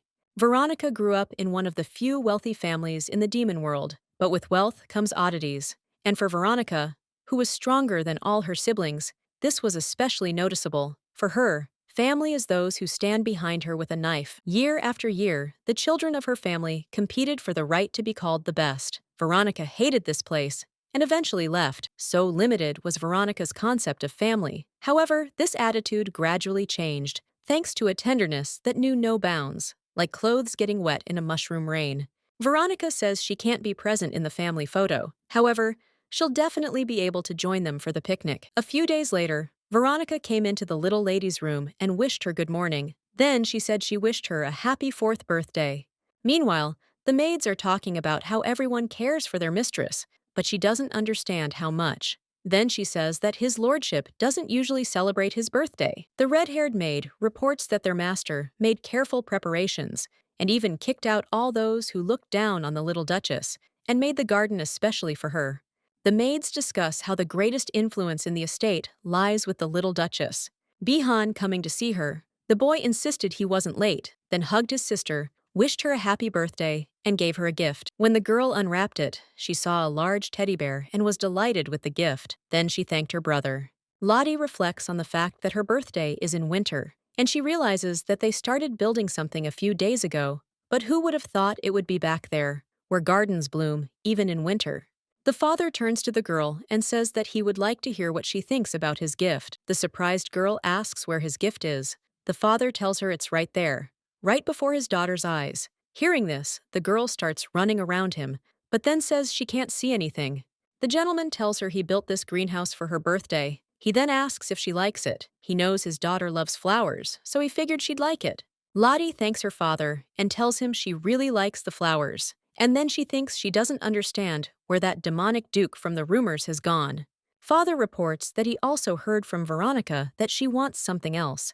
At this time, the main character thought that if she had known that this would happen, she would not have regretted such a birthday gift. The girl claims that a lot of time has passed since Lottie's 4th birthday, and Lottie is no longer a little child, and she thinks about how Veronica still treats her like one. Then she announces that Lottie is no longer a child and says that Lottie can now do all of this herself. Hearing this, the assistant asks if she really doesn't need help. The girl replies that she's old enough to do such simple tasks. Suddenly, the little lady saw that Papa had arrived, and Papa said that the artist who had come a few days ago had already fulfilled his little Lottie's request. A few days ago, the main character tells the artist that she has one more request, and she asked just in case, but he fulfilled it. The Duke asks what it is. Then the girl invites him to look at it together, since she asked him to make a portrait of her mother while she still has some memories. Lottie shows the locket to her father, but he insists that since his daughter ordered it, she wanted it for herself, and therefore there's no need for him to look. At this point, the girl thought about how she'd already learned to see through all of her father's tricks. The main character understands that when Dad says this, it means he wants to ask permission to take it. Then she tells him that she specifically ordered it to give to Daddy, and at that moment, she thinks about how Daddy has nothing left of Mom, and therefore, he has even fewer memories of her than she does. The Duke took the medallion and then thanked his daughter, and at that moment, the girl thought she was happy because her father liked her. Suddenly, the little lady saw a butterfly fly into their room, and the gentleman said that true spring had arrived, and finally, the time had come to relax. A few days later, she, Veronica, her father, and Bihan went for a walk. Having collected some flowers, the girl made a wreath for her father. Upon seeing it, Veronica said the lady had golden hands. Hearing this, Lottie insisted she'd make one for Veronica too, and then she thought about making something even more beautiful for her. But as she walked through the meadow, she couldn't see anything suitable.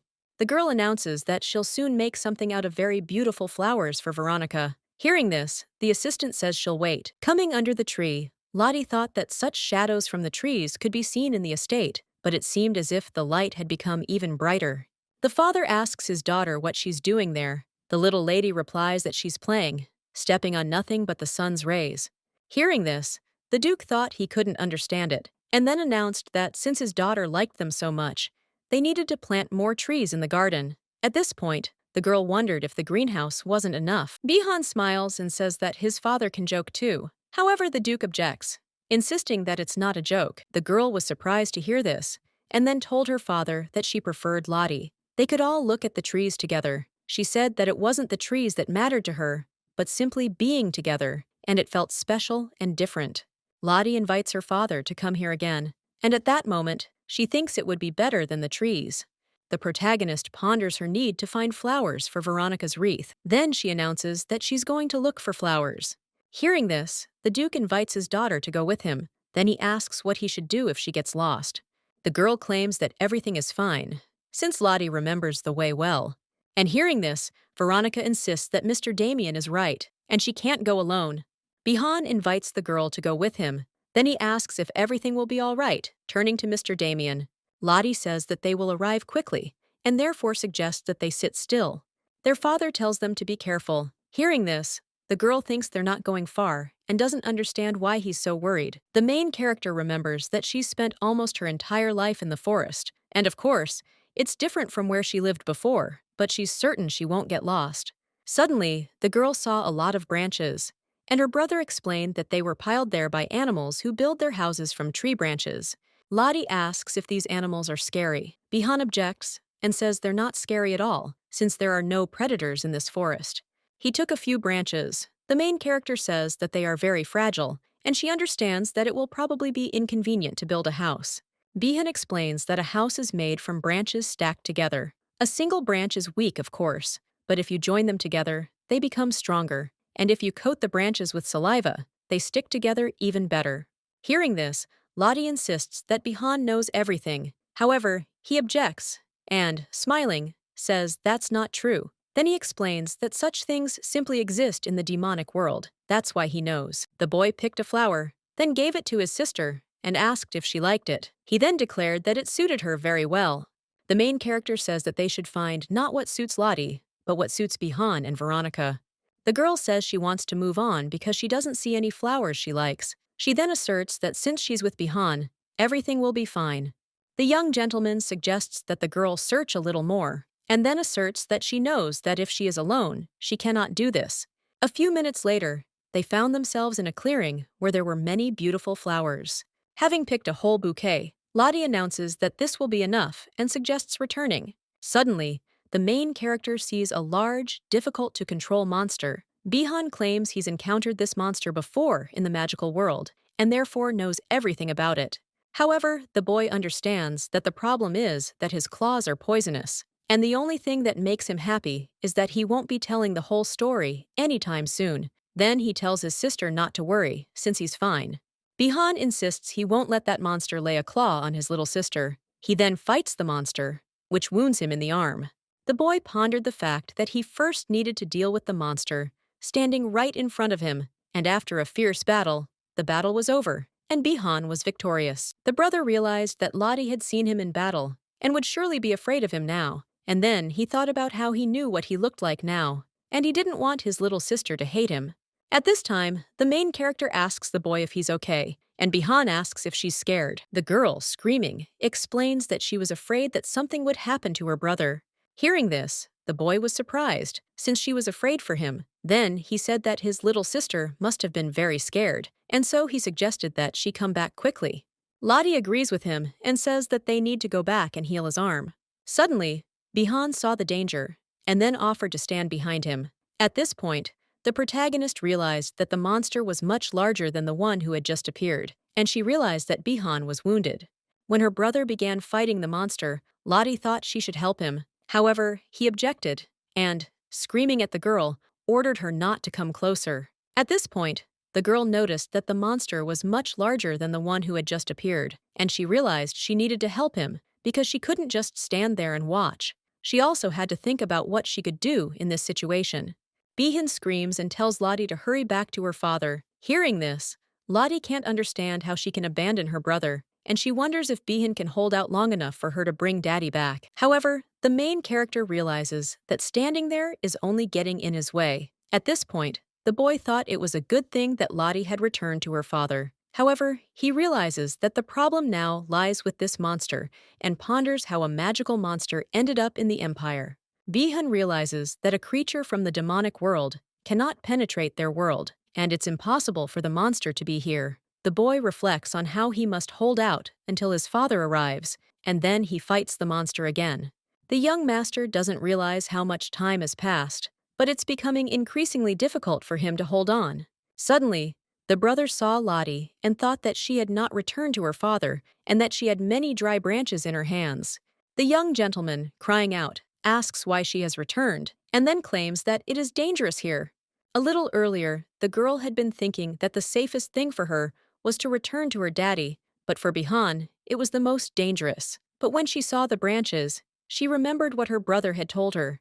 Lottie gathered some branches and then plowed them into the monster's mouth. Then she takes Bihan's hand and suggests that they run quickly. After running through the forest for some time, the little boy noticed that his sister was not used to such stress. Bihan realized the monster was chasing them, and they couldn't linger here. He thought it would be best to carry Lottie in his arms. A few minutes later, they found themselves at the edge of a cliff. Bihan realized that if an ordinary person fell from such a height, they would likely die. He considered the possibility that if he could shield his sister, he and she would be fine when they hit the ground. Bihan takes the girl in his arms and then tells her to hold on tight and says that she will be fine. After falling off a cliff, the main character lost consciousness. When she came to, she realized she was inside a cave. When Lottie saw her brother, she screamed and asked why he was so badly hurt. Then she realized that it was a stupid question, since he first fought with two monsters and then took the full impact of the fall on himself. Bihan replied that such wounds weren't scary to him. At that moment, he thought that it wasn't a dangerous poison, and the scratch on his hand would heal in a couple of days. Hearing this, the girl asks how it can be so unthreatening. However, her brother doesn't understand how she wasn't afraid to return to him, and then insists that he told her to return to her father. Lottie claims she couldn't leave him alone because he was so badly injured. However, her older brother insists she had to leave him anyway. The girl asks if he would leave her if she were in his shoes. However, the boy insists that's different, and she says she doesn't see the difference. Bihan apologizes for raising his voice at Lottie, and then explains that it was entirely his fault because he was simply very worried about her.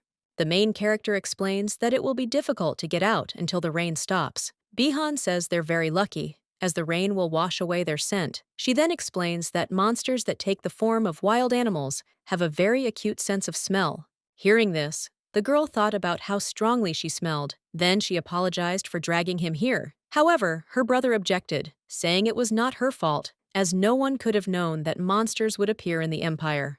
Lottie hopes Daddy will come for them soon, because father is different from other masters and doesn't consider his servants expendable. Well, since his daughter is in danger, he will definitely come. Bihan thought about how the problem was that the monsters wouldn't find them before him. Then he suggested, just in case, that they search for a way when the rain stopped. And then he thought about how he couldn't rely solely on Mr. Damien. The boy understands that if something unexpected happens, only he can protect his little sister. But suddenly, his head began to spin, and he thought it was bad timing. It looked like the poison had begun to spread.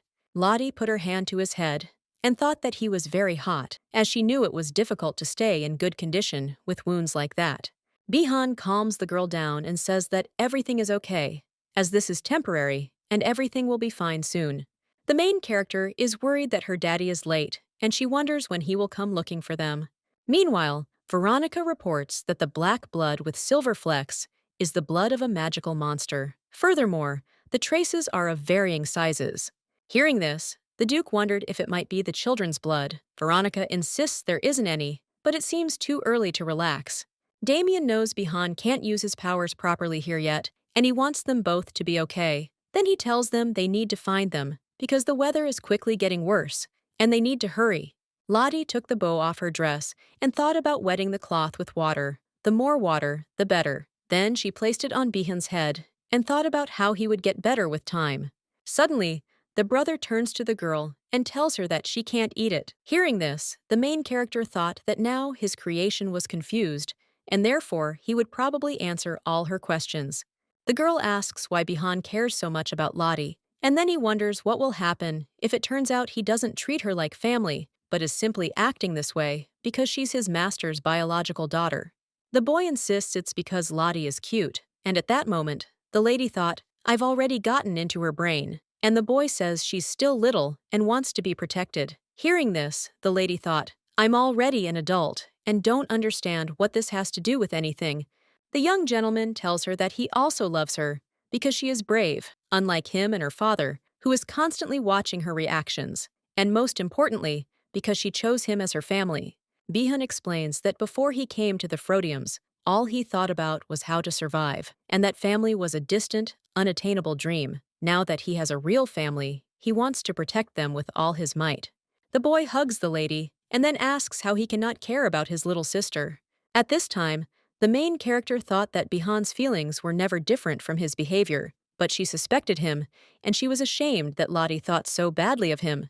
The little lady reports that her brother always says everything is fine. He explains that he does this so his little sister won't worry. Suddenly, the monster attacks them again, and at this time, the main character realizes that now it is difficult for her brother to even move, and she does not understand what to do. And at this time, a magic circle appears, near which her father is located, who quickly dealt with the monster. Lottie hugs her dad and tells him she was very scared, and Bihan is in a lot of pain, then asks why he's late. The Duke apologizes for not making it in time. Damien turns to the boy and tells him that he has endured such a test.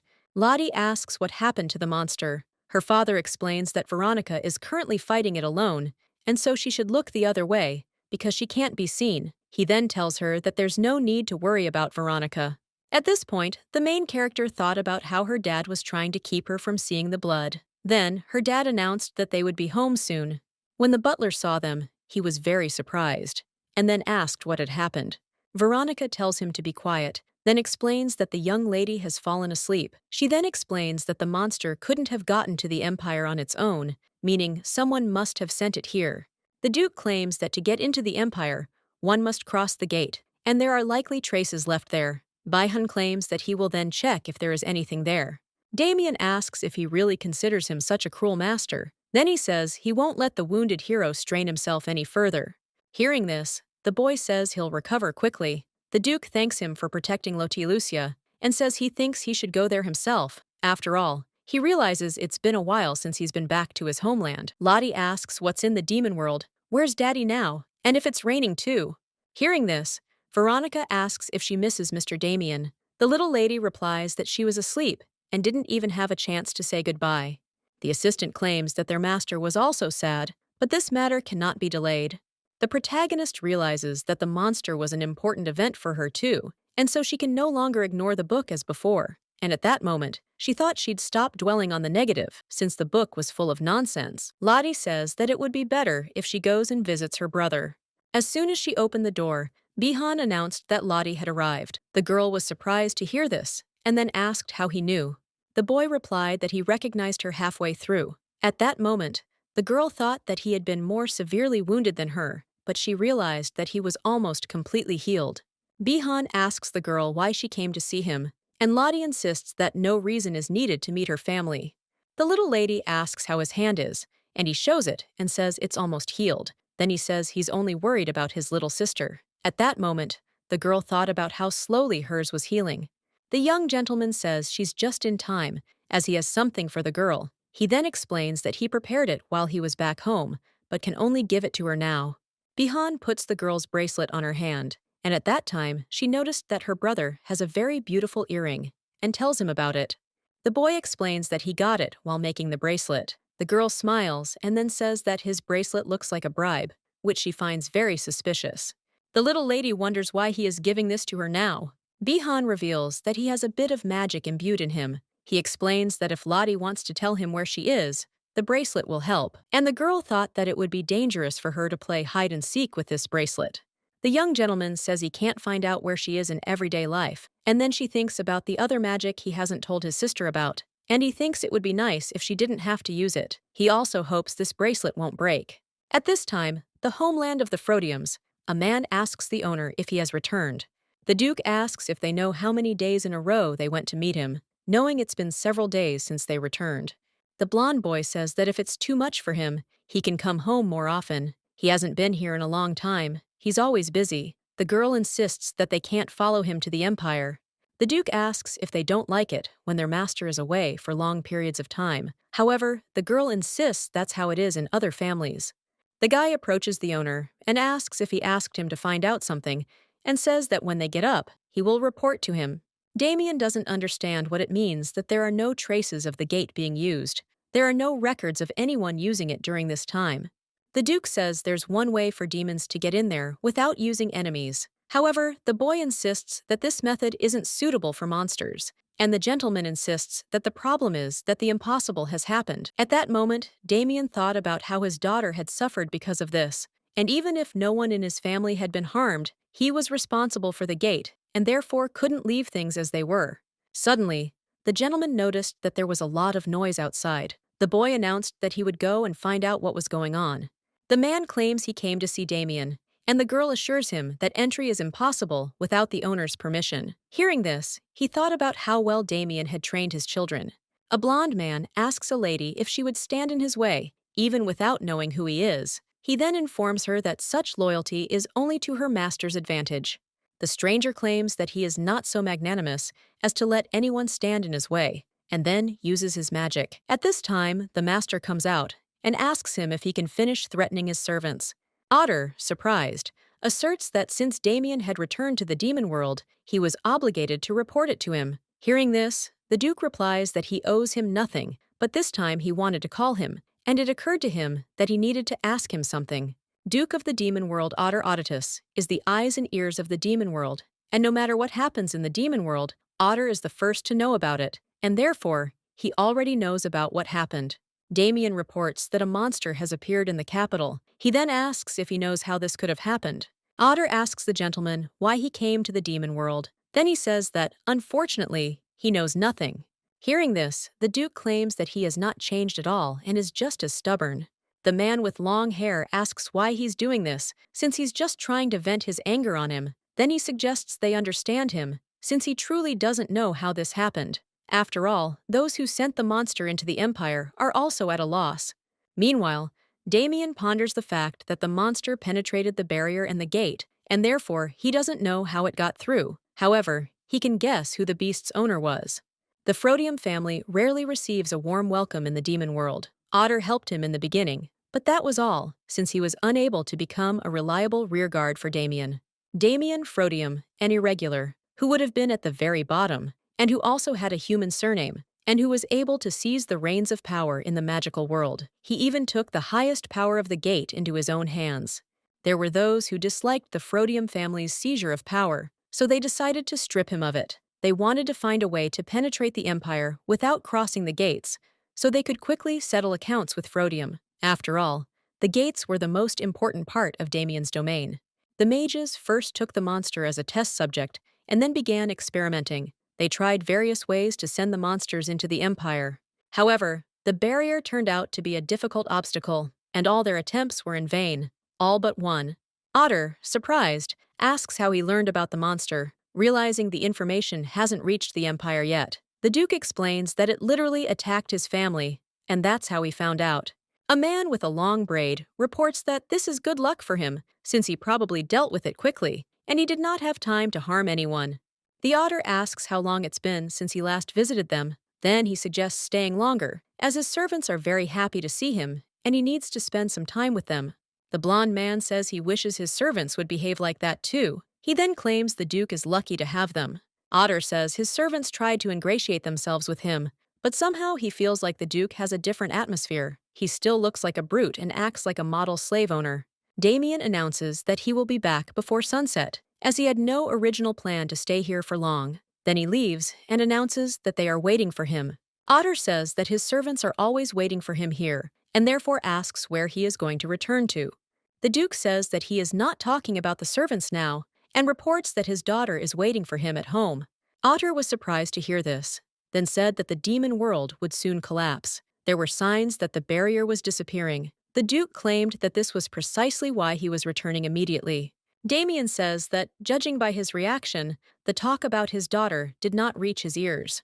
Otter explains that he knows nothing about what's going on in the Empire, and he's not even interested. But what happened this time began in the demon world. That's why he knows.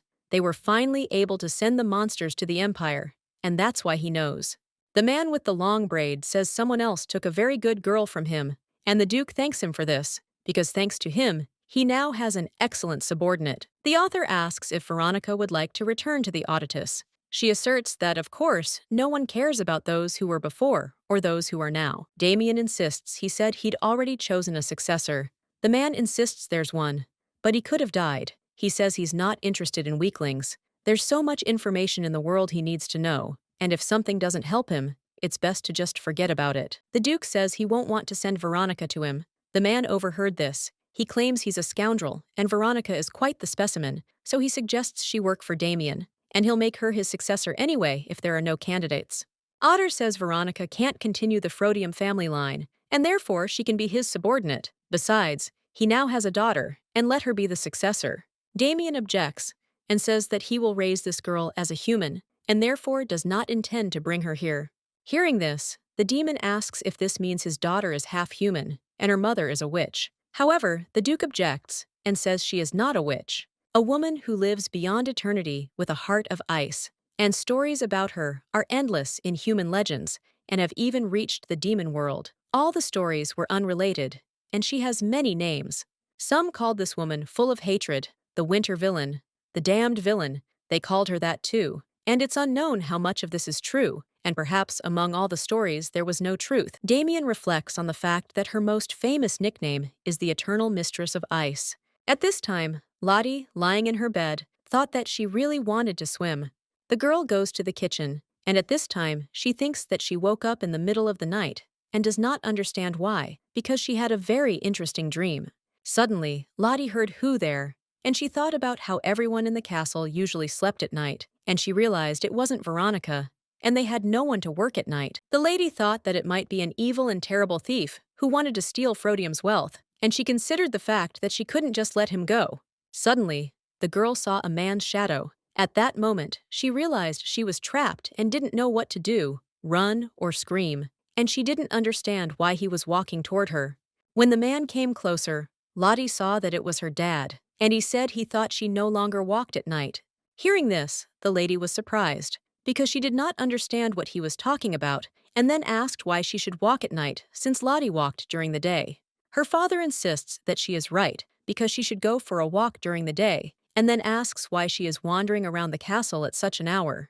The little lady explains that she felt like singing, so she had to get up. Then she asks why he didn't tell her he was back. She claims that's unfair, since he never tells her anything. Lottie reports that Veronica said that when Daddy goes to the demon world, he stays there for a long time. Then she claims that he wasn't there for long.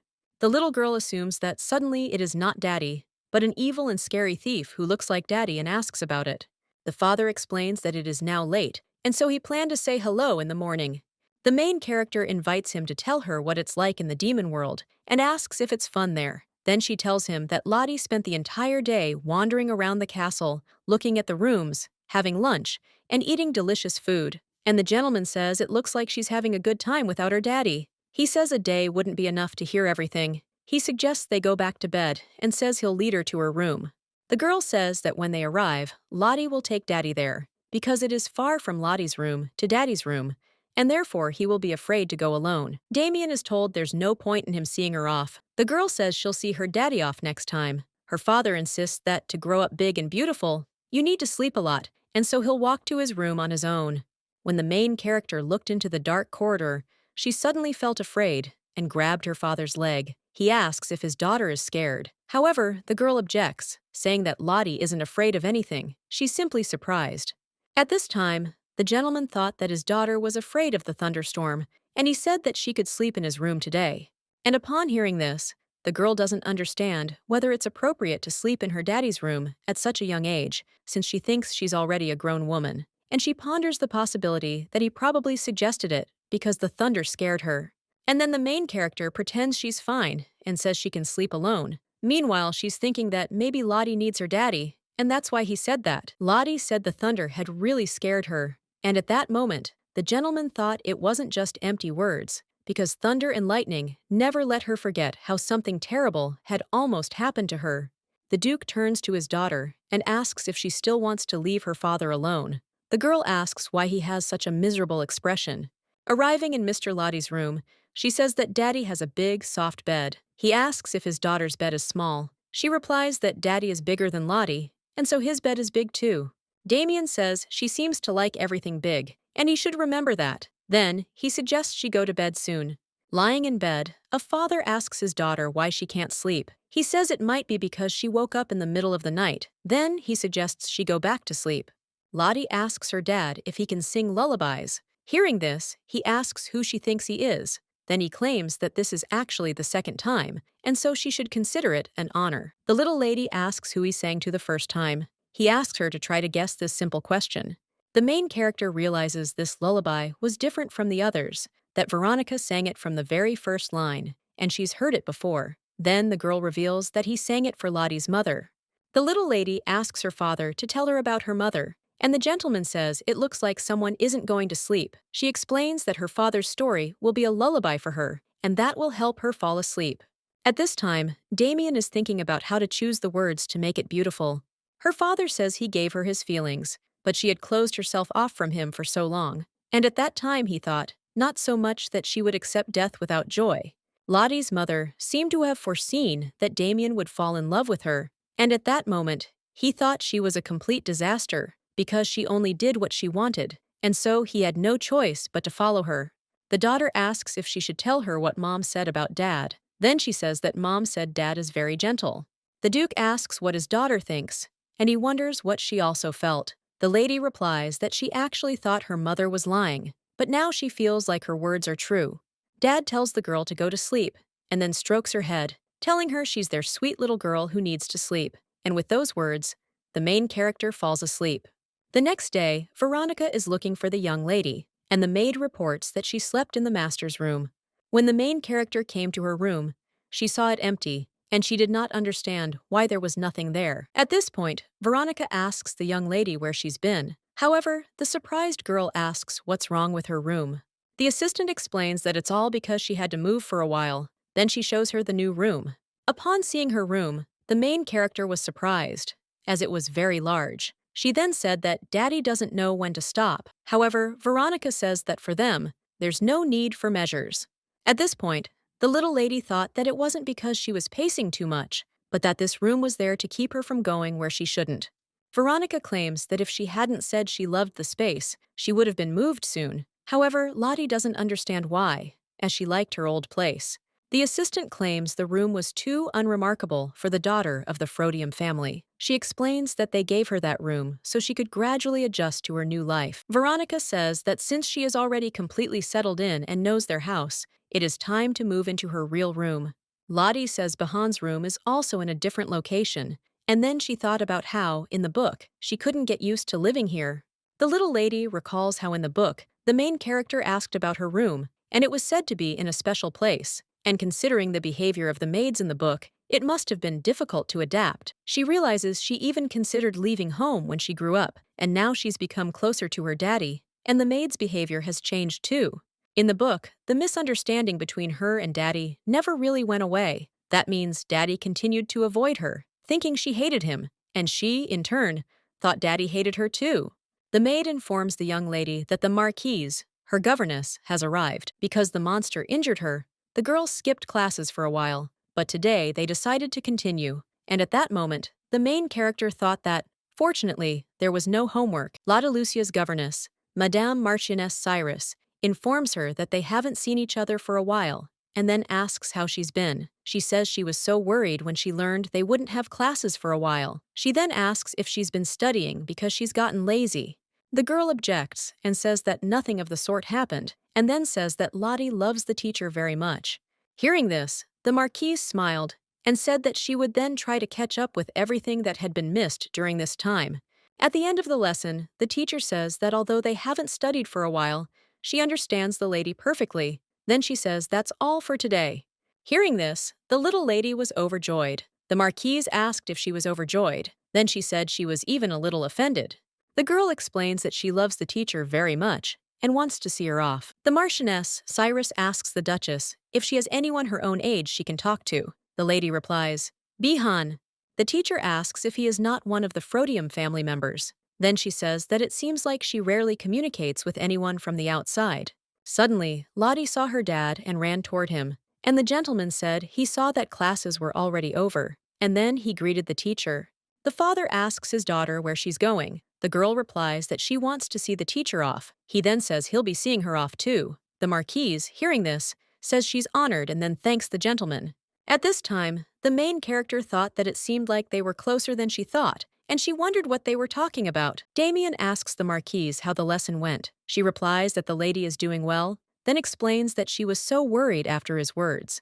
After all, when she looks at the young lady, she often thinks of her son, who is waiting for her at home, and she doesn't understand why children are so happy when lessons are over. The Marchioness turns to His Highness and says that she wants to invite the young lady to the Cyrus house. A few days later, the young lady thanks the marquise for the invitation, and at that moment, she thought about how she was doing everything as she had been trained, and therefore considered herself a good girl. Seeing this, the Duke thought that Lottie's teacher would be stricter. The Marchioness greeted the gentleman and then said she was very glad he had accepted her invitation. She also said that when her son saw the gentleman, he would be very surprised. Hearing this, Bihan asks the teacher if she said anything to the marquise. The lady explains that they are rarely here, and in order to see him, she deliberately said nothing to surprise him. At this point, Lotta Lucia thought that it was very beautiful here because the teacher took such good care of this house. After all, everything here was so refined and beautiful. The girl recalls hearing somewhere about the Marquis Cyrus family. Then she tells her father that she hasn't seen everything yet. The Duke explains that she doesn't need to know the noble's family tree, since they're beneath her in status anyway, and at that moment, the girl thought about why she doesn't know anyone from noble families. Lottie asks Bihan if he knows anything about the Cyrus family. He replies that they have the largest parental army in the empire, and everyone knows it. The boy says that everyone in the Cyrus family has some kind of secret ability, and there are even rumors about it. However, he thinks these are just idle speculation. He also heard that his father used to be quite close to someone in the family. The girl was surprised to hear this, then asked if her daddy had any friends. Her brother smiled, and then insisted that he certainly did. Lottie suggests they speak more quietly, so daddy won't hear them. The blue-haired man looks at Damien in surprise. The gentleman says he heard Judas was looking for him. The man confirms this and says he was certainly looking for him, but didn't think he'd invite him to his office. Judas reported what he'd heard from Dolores, but still didn't believe it. At that moment, the little lady greeted the gentleman and then asked if she could meet him. The man with blue hair says he sees a beautiful duchess. Then he says her name is Lottie and his name is Judas. Damien claims that his daughter's name is Lotta Lucia, and he believes that she did not allow him to call her anything else. Judas turns to the boy and tells him that his name is Bihan, and that he's seeing him for the first time, even though he's heard a lot about him. The boy replies that he's also heard a lot about him from his father. The Marchioness mentions that Judas said he had something to discuss with the Duke. Then she asks if they would go together to greet their child. Marquise Dolores says that her boy's name is Joshua, and he is probably in the room now, and then suggests that the boys go faster. At this time, the main character thought that she had heard this name somewhere before, and she did not understand why it seemed so familiar. The girl remembers that Joshua Cyrus is the only son of the Cyrus family, and she reflects on the fact that she and her father are monsters, and now even the Cyrus family. And Lottie doesn't understand why all the events from the book keep coming true, and maybe she's doing something wrong. The book about Joshua Cyrus described him as the only son of the Marquis Cyrus. The Cyrus couple wanted him to become a knight too. However, Joshua's physical condition left much to be desired. Instead, Joshua's talent flared up in another area, and that area was magic. From early childhood, Joshua recognized his magical talent. However, wary of public gossip, he kept it a secret. One day, a monster appeared inside the academy. Joshua appeared right before the main character, who was in danger, and was able to save her from this monster. Then the main character wanted to befriend her savior, and fateful love fell between them. After this, Joshua Cyrus becomes a marquis and gains power worthy of the title of protagonist. And so, like in romantic films, he and the heroine live a fairy tale love and find a happy ending for just the two of them. And all because the world was perishing under the oppression of monsters. The main character realizes that this is all she remembers about Joshua. Utah suggests the boys hurry up, and then tells them they're the same age and should get along. At this point, the main character doesn't understand why he's so surprised. After all, she knows that in the book, Joshua was a son who didn't live up to his parents' expectations, and she wonders if that's why they don't want to show him to them. Lottie thought that the man was ashamed of his child, and therefore, she considered him a bad parent. The teacher says that her son is a very kind boy, and she hopes that they will get along. When they entered the room, the Marquise was surprised, and then said that she had warned him that there would be guests and did not understand where the boy had disappeared to. The teacher doesn't know what to do, and then suggests that the children wait a little while she finds him. Hearing this, Lottie thought that she shouldn't put the teacher in an awkward position, since she invited her and her daddy here only to meet Joshua. The girl turns to the Marquise, then tells her not to worry, and says they'll wait for the boy together. Hearing this, the Marquise says she's lucky to have such a kind student, and then apologize for it. After all, it was they who invited them. The lady informs them that this is a guest room, and so they can rest here. She also tells them that they can look around the estate, and says that she will bring them something delicious. The Marquis warns them not to be too surprised if they see a cat wandering around. He explains that it's their cat, and it's allowed to go outside. When they were alone, Bihan asked the girl if she was sorry. She couldn't understand what there was to be sorry about. The boy explains that the teacher warned them they would be coming, but Joshua isn't there. This means he didn't want to meet them at all. The little lady replies that he doesn't seem to be very comfortable interacting with someone outside. Then she says that, of course, she's sorry, but maybe it's for the best, since Lottie doesn't like men like that. Bihan says Lottie never made friends, so he thinks she's secretly looking forward to it. The girl claims she has a boyfriend, Bihan. However, the boy objects and says he's not her friend at all.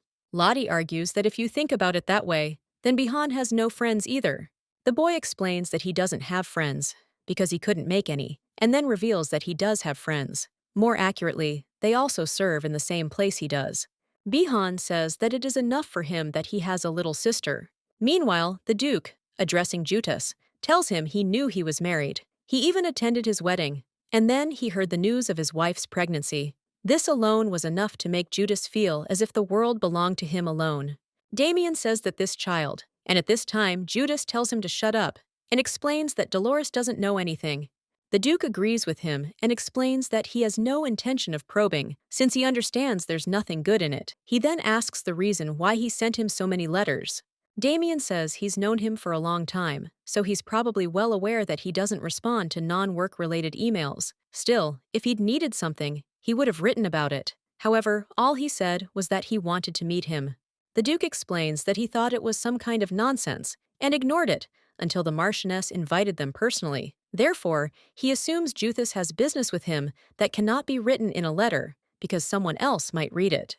A blue-haired man reports that monsters have appeared in the Empire and that this wasn't an isolated incident. They always appeared in places where there were no people, and the monsters were much weaker than before, so they were quickly neutralized. But if this continues, there will be many problems. The Duke asks who knows about this. Judas replies that he is the prince and several other knights who survived the monster hunt. He then asks Damien what he knows. Damien claims that his family is responsible for the gate to the demon world and says that he has nothing to do with it. Judas said that was good if that was the case, since he really didn't want to suspect him. At that moment, the gentleman thought about how the monsters had appeared several times before, and theirs wasn't the only incident, but he only learned about it now because he'd been deceived all this time. Damien asks when the first monster appeared. Judas replies that it was around December of the year before last, and he remembers because it was very cold then. At this time, Lottie's father thought that he would never forget this unusually cold winter. After all, it was around then that his daughter came into the Frodium family. The little girl is very cold and says that her mother is bad because she does not understand why her mother does not allow her to leave the forest. The little lady thought about how today, for some reason, she wanted to leave the forest more than usual, and she thought about someone calling her, someone she didn't know, and then the girl woke up and realized it had all been a dream. When Lottie woke up, she thought she didn't know where Bihan had gone. She felt like she'd fallen asleep, and then her brother had brought her here, so she needed to find him. Suddenly, Lottie saw the cat and ran after it because she was curious where it was running to. Walking down the corridor, the girl met a child his age, but it was not Bihan, because this guy was taller than her. The main character understands that in this estate it can only be Joshua Cyrus. The surprised boy asks who she is. The little lady gives her name and then explains that her teacher invited her there. Hearing this, the guy says that she is Lady Frodium, who was supposed to arrive today, and then apologizes for being rude. Suddenly, Joshua touches her face and tells her he remembers her. He says she was so sassy, though she's still a sweetheart. However, she doesn't understand why he's suddenly saying this, and then tells him she's seeing him for the first time. The boy says they haven't met here before, although he's glad to see her again. Then he says she's nothing like Arcelia. Hearing this, Lottie does not understand how he knows her mother's name and asks about it. The main character remembers that her mother never left the forest while she was caring for her. She understands that she was cursed, and the forest prevented them from leaving, and the only ones who knew her name were her and her father.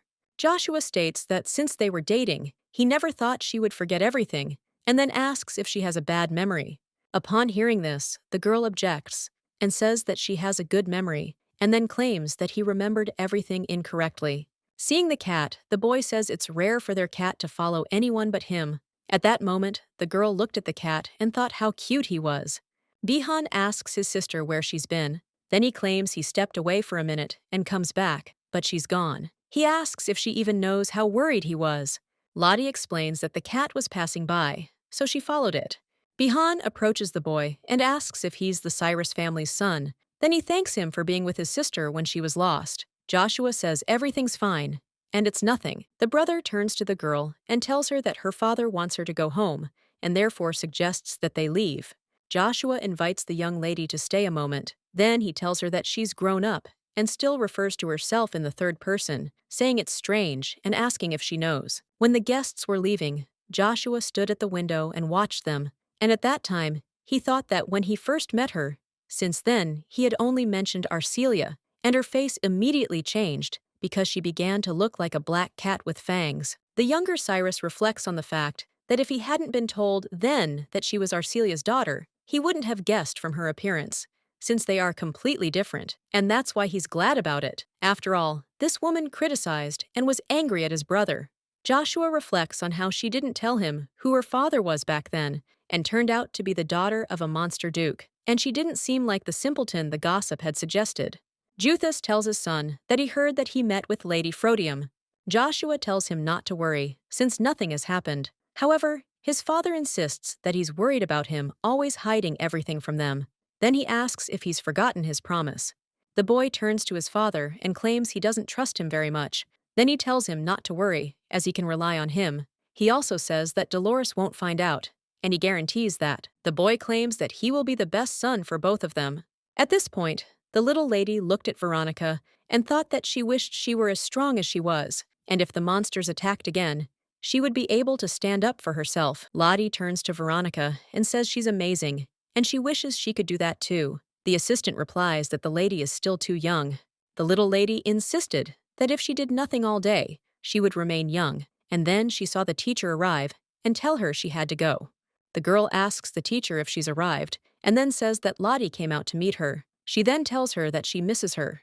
However, as it turned out, the teacher had arrived with her son. The boy greeted the girl and said he was glad to see her again.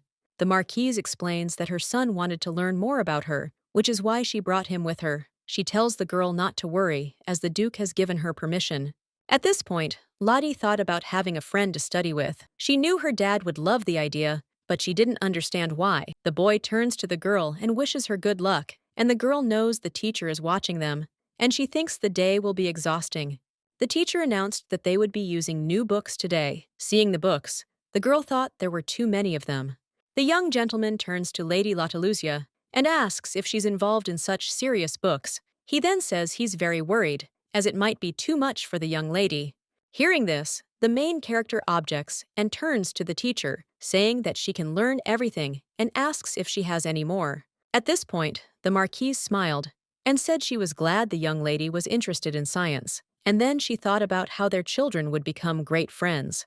The teacher understands the topic is difficult, but Lotaluzia copes surprisingly well. After all, the results of each lesson exceed all expectations, and she recalls how, when she first saw her, she was genuinely worried.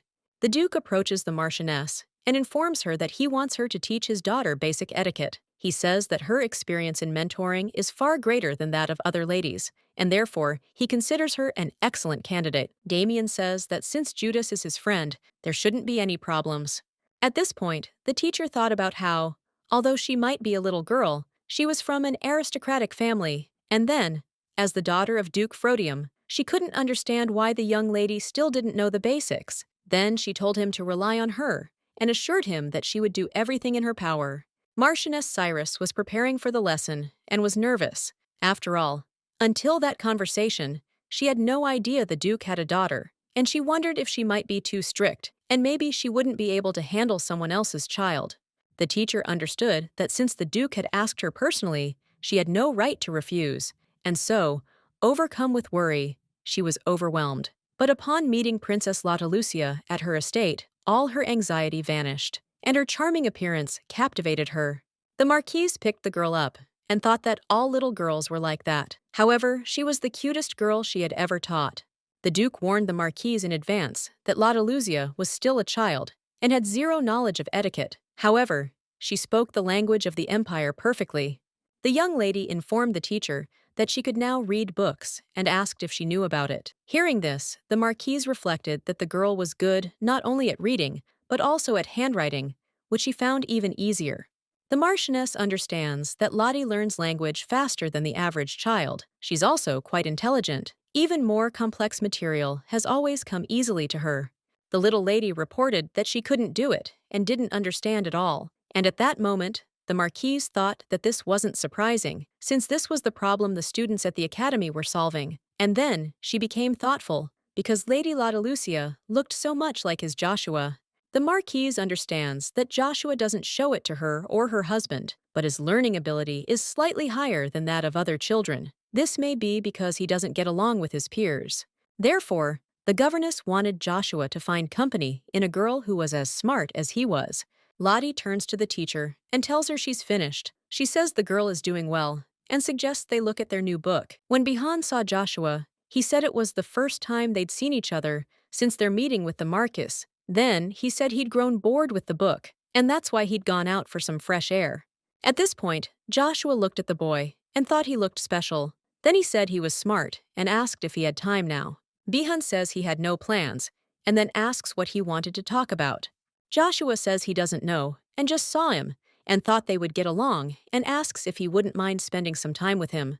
Meanwhile, the protagonist has solved the problem. The teacher informs her that she did everything correctly and has exceeded all her expectations today. Then she asks if she'd like a break. Lottie says she's got a headache from all the work. Then she suggests taking a break and airing out the room. When the girl looked out the window, she saw boys pointing swords at each other, and she didn't understand why they were doing this. The protagonist realizes that if she looks closely, this is no child's play. She saw Veronica fight the knight and is therefore certain that this is a genuine knightly duel. When the teacher saw that the boys were fighting, she said that they needed to. However, the young lady interrupted her and said that she thought it was not a fight and that everything would be fine. The Marquise reports that Joshua has absolutely no talent for fencing. Then she claims he'll be seriously wounded. After all, she understands that Bihan is quite good. The protagonist reflects on the fact that her brother began training after he encountered the demonic beast, and she realizes that the book described Joshua as a weak child, and that's probably why the teacher thinks the same. However, the girl doesn't understand how he will be able to respond to Bihan in a duel. The teacher turns to the girl and tells her that she needs to erase the board, and then they'll come down. At that moment, the girl thinks about them coming down and stopping them. However, she objects, believing they need to be stopped right now. The girl climbs out the window and screams at the boys to stop. She says the teacher is worried, so they should put down their swords. Joshua looked at the girl and thought she was about to fall out the window. Then he suggested she be careful. The little lady says that if they remove the swords, she will move away from the window. Suddenly, the main character falls out of the window. Just then, Joshua runs up and grabs her. Bihan turns to Lottie and asks why she climbed onto the frame. He then claims it's so dangerous. The girl explains that she didn't expect it to be so difficult to hold on. Bihan thanks Joshua for saving his sister, and then says he reacted very quickly. He replies that there's nothing to thank him for, as it was pretty much expected. The little girl said she wanted to talk to Joshua for a moment. She then thanked him for saving her, and said she'd seen the two of them practicing swordsmanship and wasn't just asking because his family led a knightly army, as he himself was gifted with a sword. She added that he had caught her interest. The protagonist reflects on how Joshua from the story behaved similarly with her, but he wasn't so rude in conversation, and being weak, he couldn't even wield a sword. And now, he's engaged in battle in full view of everyone, and without magic. Joshua is the book's protagonist and the heroine's lover. He's practically the complete opposite of what she sees now, and it's possible that everything that happened recently was a simple coincidence and completely unrelated to the book's story. The young gentleman says it's because of her. Dolores will now suspect him. Hearing this, the girl doesn't understand how she's guilty and asks about it. Lottie wonders why he suddenly started fighting with Bihan and claims that they didn't get along. Joshua counters and says he just needed to know something about this brat. And the lady counters, saying he's not a brat, and his name is Bihan. I heard this little gentleman say that he has magic. At this time, the main character thought that the bracelet was covered with magic, and she heard that Bihan made it in the demon world. Joshua reports that magic doesn't work in this estate. He doesn't understand why he seems so carefree in a place where he can't use his powers. Lottie asks what's wrong, and the boy says she wouldn't understand because she doesn't have magic. Then he explains that, usually, when mages enter a place where they can perform magic, it feels like they're tied hand and foot. Hearing this, the main character asks how he knows this, since he doesn't know how to use magic. Hearing this, Joshua smiles and says that he's not talking about himself. However, the girl insists he can do it and says no one in his family knows. The young gentleman smiles again and tells her she's discovered him. He then explains that he hides his abilities from others to avoid problems. Joshua looked at the girl and asked if everything was okay, and she assured him that everything was fine. And at that moment, the girl thought that she had only just begun to think that everything was getting better. The father turns to the girl and tells her that she's been in a bad mood lately. Hearing this, the girl thinks something's wrong. Damien invites the lady to confide in him if something's bothering her. He overheard the girl thinking that if she told him, she didn't know if he'd believe her. After all, some book had said she'd die at 11. The protagonist reflects on the fact that she tried not to believe it, or to change it, but still, all the events of her life echo the plot of this story. After all, she doesn't want to die and doesn't understand what to do. The Duke insists that if she doesn't want to talk, he won't insist. Then he tells her to always know he'll be there. Father tells the little lady that he doesn't allow her to go wherever she pleases, and at that moment, she thought about how he couldn't just leave for the demon world without saying a word, like last time. Hearing this, the gentleman laughed and said that he was being controlled by his own daughter. The girl asks where he's going today, and she realizes she's never seen him in that suit before. Her father replies that he's going to the safest place, the Imperial Palace. At this point, Damien thought that he'd thought so until now, but after the demons appeared in the capital, even the Imperial Palace could no longer guarantee 100% safety. Therefore, taking a child with him would be too reckless. The butler reports that Duke Frodium and his daughter have arrived at the Imperial Palace. Lottie turns to her daddy and tells him this place is bigger than their estate. Hearing this, her father says that if she wants, they can build their house bigger. The girl replies that her legs will get tired from running around such a big house. Her father says he will carry her in his arms. Suddenly, a man approaches them and tells them they haven't seen each other for a long time. He then asks if the Duke has any business at the palace. Damien explains that he's here to visit His Highness, and he's summoned him. The man asks if the girl is his daughter, and then says that he is honored to meet the young lady. The main character thought that this man was her father's friend, although it seemed he had no friends, and then she greeted him, and the man thought that she was a very charming girl and looked charming. The gentleman picked up the girl, and she asked why he ran away. The father explained that they needed to meet His Highness. At that moment, he thought that his daughter was very tired, and that perhaps he shouldn't have brought her along. Joshua doesn't understand why the Imperial Palace is so noisy, as he begins to feel like he's in a bazaar. His father asks him why he came to a place where he feels uncomfortable. The boy explains that he plans to take over as head of the family as its heir. He closes his eyes and already sees this picture. Hearing this, Judas thought he couldn't understand why Joshua had changed so much. Then he remembered that, not long ago, Dolores had caught this stubborn and annoying child practicing with a sword. He'd suddenly decided to practice his fencing. Judas doesn't understand what has forced his son to change. After all, he's even begun to take an interest in Princess Frodium, and a few days ago, he clearly expressed what was on his mind. But, of course, only to him. After all, he said he wanted to prepare for the title of heir, and followed him to the Imperial Palace. Mr. Cyrus reflects on the fact that his wife Dolores approved of the idea, but seemed a little displeased. Joshua explains that his mother approved of the trip, and therefore suggests that his father listen to his opinion too. Judos asks the master what's going on here today. He replies that Duke Frodium and his daughter have arrived today. Hearing this, the boy was surprised. Then he asked his father if he had also come to see His Highness. Then he suggested that he hurry. Hearing this, the father thought that his son had something in mind, and he was interested in it. The servant announces that His Majesty is receiving guests, and therefore suggests that the master wait a moment. He then explains that his son is forbidden to enter the audience hall. Joshua tells his father not to worry, and explains that he'll wait outside. And then he realizes he had no intention of going inside, since he's the only one who wants to meet Lotta Lucia. And the boy remembers how he really wanted to go to Frodium again with Dolores, but for some reason, she didn't like the idea, and then she looked at him as if she didn't remember who he was at all. Joshua wonders if Lottie was also prevented from entering with the Duke, but he doesn't see her anywhere. He feels sorry, but he can't help it. After all, he's never had anything to regret before. At this point, Damien greeted the ruler of the empire. His Majesty said that he looked at him and saw no resemblance to the previous Duke, Frodium. Hearing this, the Duke reflected on how the last time they saw each other was when he was still a prince, and since ascending the throne, he'd practically stopped communicating with him. After all, it's true what they say. It's easier to climb the career ladder with your eyes closed. Damien reflects on how, if it weren't for that promise of his loyalty to the Emperor, he wouldn't have been able to cope without it. The Emperor turns to the Duke and says he heard he brought his daughter with him. Then he claims he doesn't see her. Damien replies that even mere rumors reach his ears. His Majesty says that he knows everything, and he also knows how much he loves her. The Duke says he didn't expect such attention from him, and the Emperor replies that he certainly gives attention to all his subjects, because rumor is the swiftest disaster in the world. The Emperor says the Duke of the Frodium family, who cannot inherit the throne, belongs to a demonic family, and among them, there is only one human. Fortunately, the girl will become the young Duchess, since she comes from the human world. His Majesty claims that people are the only ones the Empire can believe in.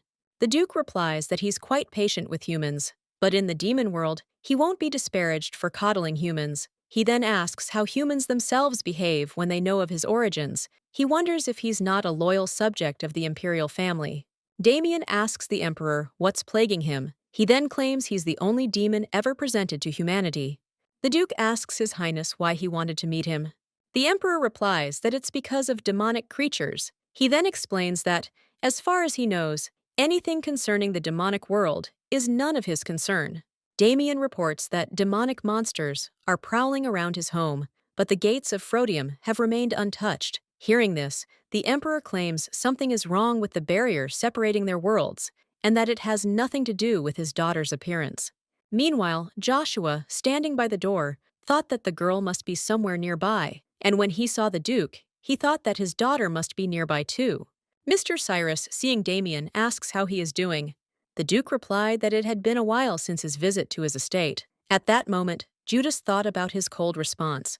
Damien asks where Lotta Lucia is. Judas, surprised, asks why he's asking them about this. Then he asks if they weren't together. The Duke replies that only one person at a time can enter the Emperor's presence, and therefore he could not take the child with him. He had to leave her and go himself. The knight reports that the girl got bored of waiting and went to explore the palace.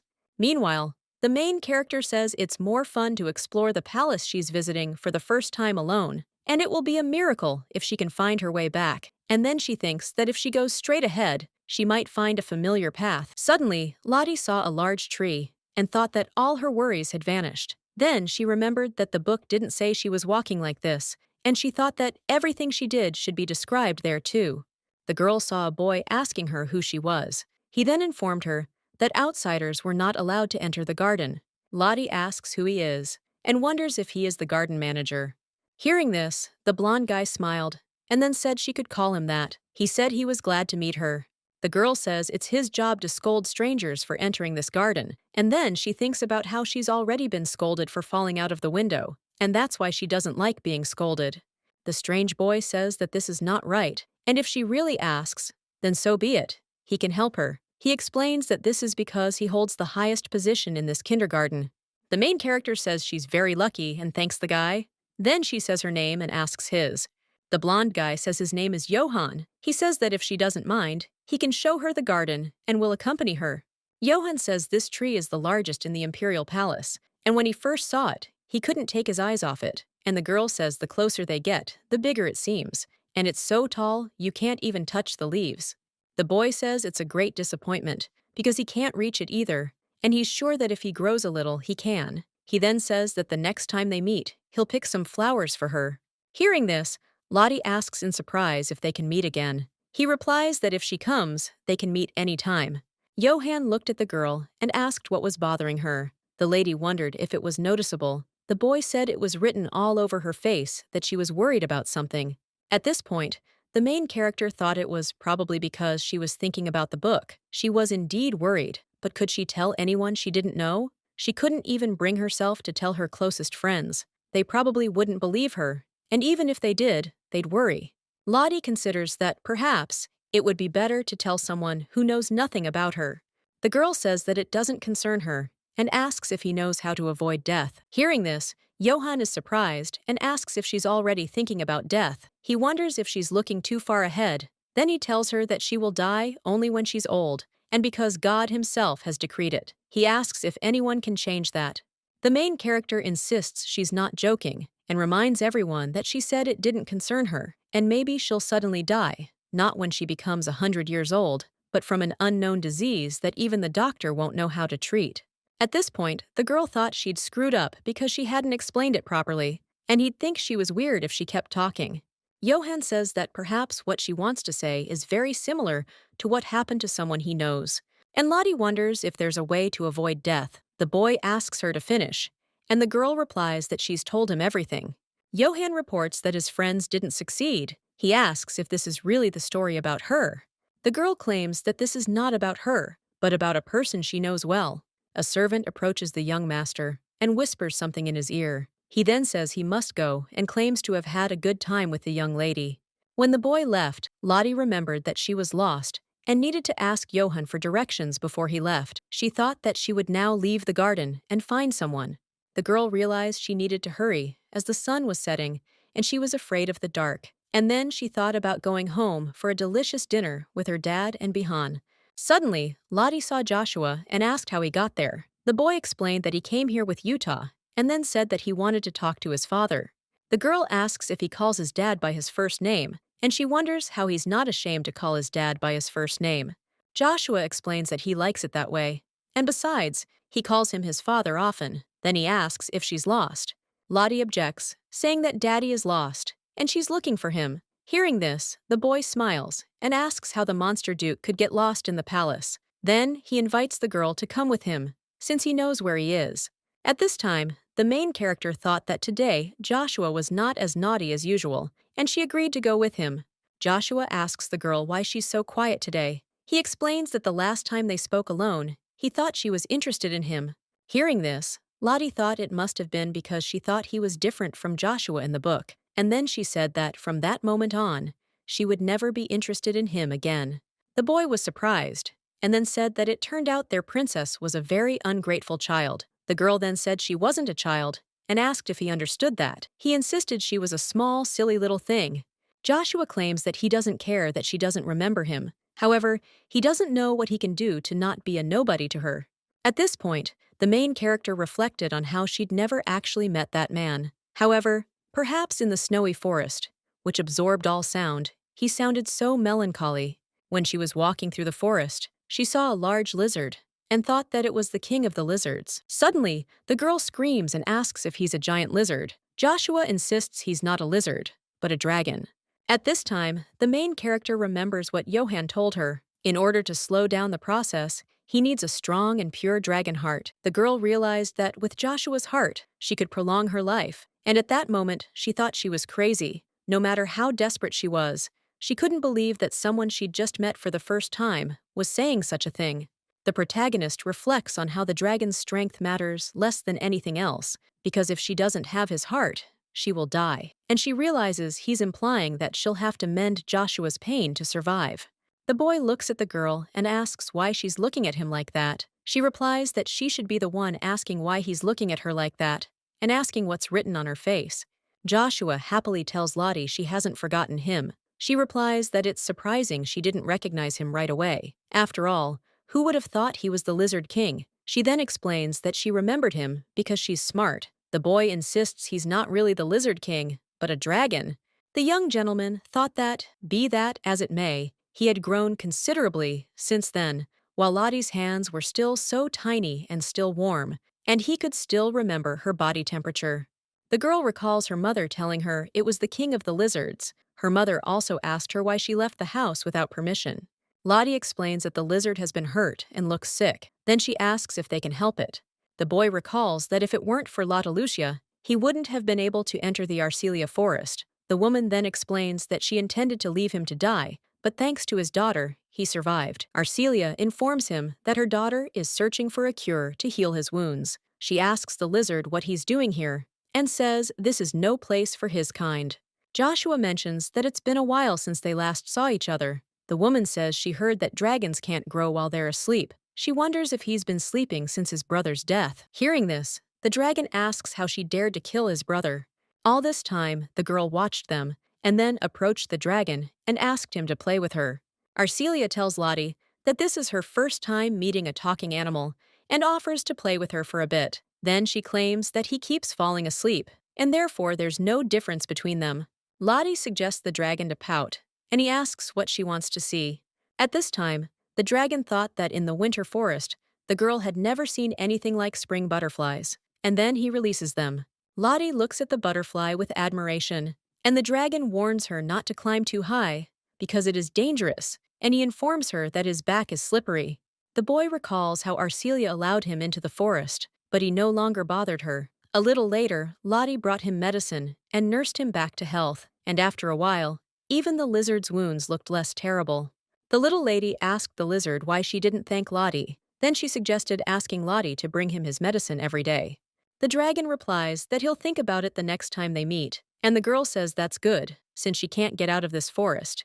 the dragon offers the little lady that he will come to her himself. Then he kisses her on the cheek and tells her to remember his words. He also informs her that if she leaves the forest before he arrives, she should seek him out under the name Cirrus.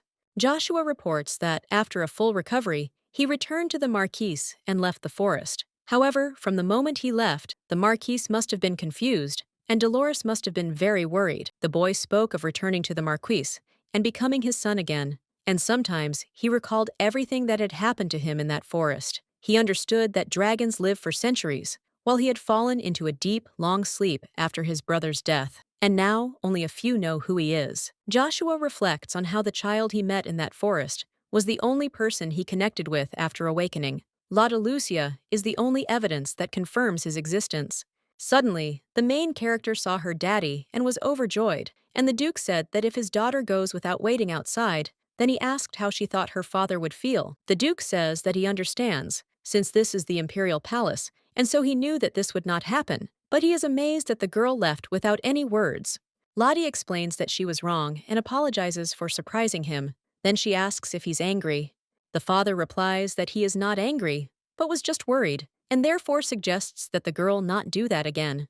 The Duke turns to Joshua and thanks him for helping him find Lottie Lucia. He then repeats what he heard last time. He helped her too. The boy says he met him by chance, and in the meantime, he did whatever he wanted. Joshua says that if he becomes the little lady's friend, they will be able to see each other often in the future. Damien insists that a friend is a good idea, and he allows it. Hearing this, the boy says he's very pleased and will visit their mansion more often from now on. The Duke says he'll inform the servants. From that day on, Joshua became a regular guest at their mansion. 3 years later, Veronica informs the mistress that guests will soon arrive. Hearing this, the girl says she understands and will wait for them right here. At this point, Veronica smiles and asks if she'd like to ask who it is. Joshua visited the Frodium estate far too often. On days when the teacher came, he was with her, and when she wasn't there, the boy came on his own. And playing with Joshua was much more interesting than the heroine had expected. When Lottie was playing with Joshua, he asked her what she thought, and then she said it would be great if he stopped coming here. Hearing this, the boy claims she's lying, then says she loves playing with him. He then asks why she doesn't visit Cyrus's mansion sometimes, since he comes there every day, and it gets a little tiring. Lottie is informed that her father is a busy man. The boy asks why she goes with the Duke, insisting that he goes alone. The lady suggests that her father might disagree. Joshua claims his father is overprotective of her and says he doesn't understand it. The boy claims that magic can't be used here because the mansion is protected by a barrier, and the girl says there's no need to use magic here. The young gentleman says he wanted to show the girl something. He claims the barrier is weaker than it appears. He says all magic is forbidden, but only for outsiders, and if his prediction is correct, even if the activation is successful, the user will immediately begin to be tracked. The girl recalls her first day in the mansion. As soon as her mother's magic circle disappeared, her father immediately appeared before her. Whether through tracking magic or something else, he sensed her mother's magic.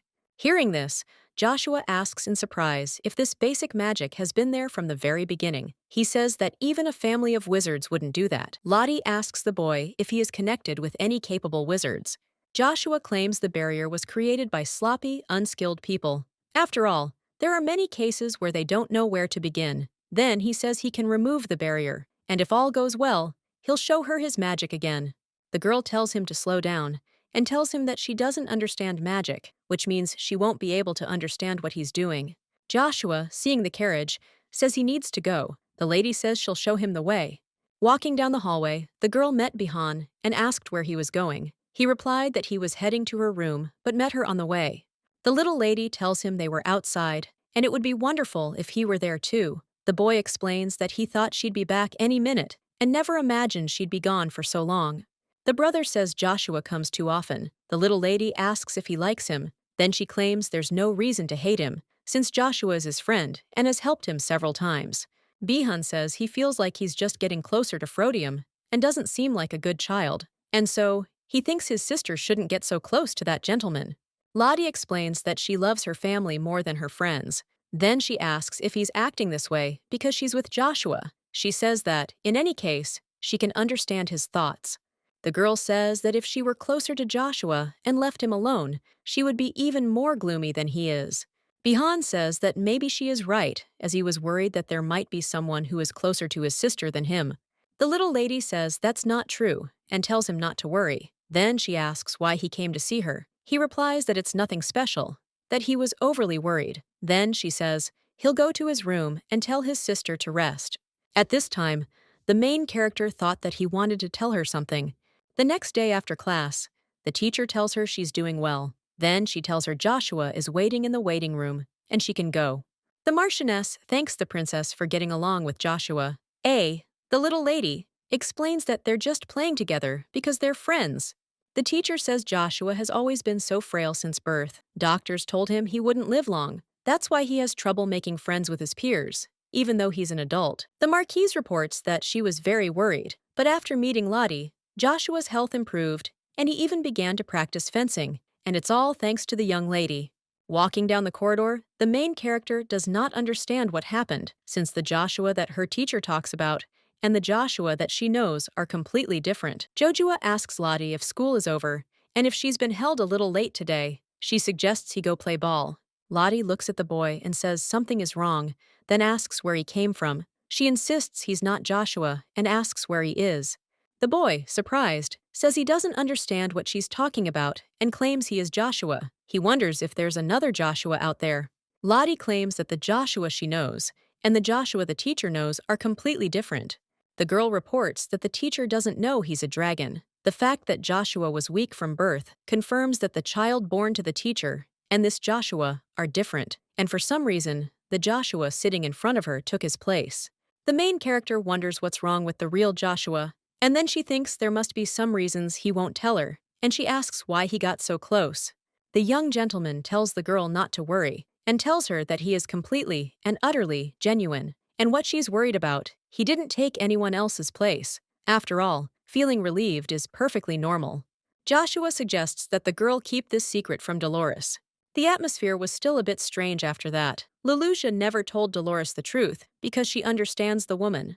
The young gentleman says it happened while he was in a long sleep, and nothing could bring him happiness in his lifeless days. In those days, the only one who found Joshua was Judas. He then came to the dragon and asked to hear his request. At this point, the dragon thought that his mana seemed comparable to that of his previous partner. Then he thought that he must be his heir. The blue-haired man reveals that he is the dragon with whom their ancestor made a deal. He also reveals that he is the fifth heir of the Utahs. However, the dragon doesn't understand why the newly born heir is awakening him. Then he claims he thinks he can cope without his power, and asks why he found him with this dead child. Judas says that his son is dead, and his wife is so sad that she is going crazy. The dragon asks if that's why he came to ask for his resurrection. Then he apologizes and says he can't grant him such a gift. The animal claims that a heart filled with dragon magic can save a person, but it's not a panacea. And even with dragon magic, the person will still die inside. Hearing this, the man claims that he knows, and at that time he thought that he was his last hope. Judas reports that he is unbearably ill and has no choice but to watch his wife suffer, and so he begs him to take his son's place. The dragon, surprised, asks if he's asking to impersonate a human. Then he suggests he imagine it's a hobby and that it's impossible to change a person's destiny.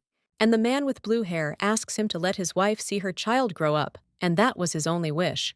Bihan looks at the girl and asks if she's tired. The lady replies that she couldn't sleep for a long time last night because she was thinking about something. And at this time, the main character thought that since she promised Joshua, she could not share this even with Bihan.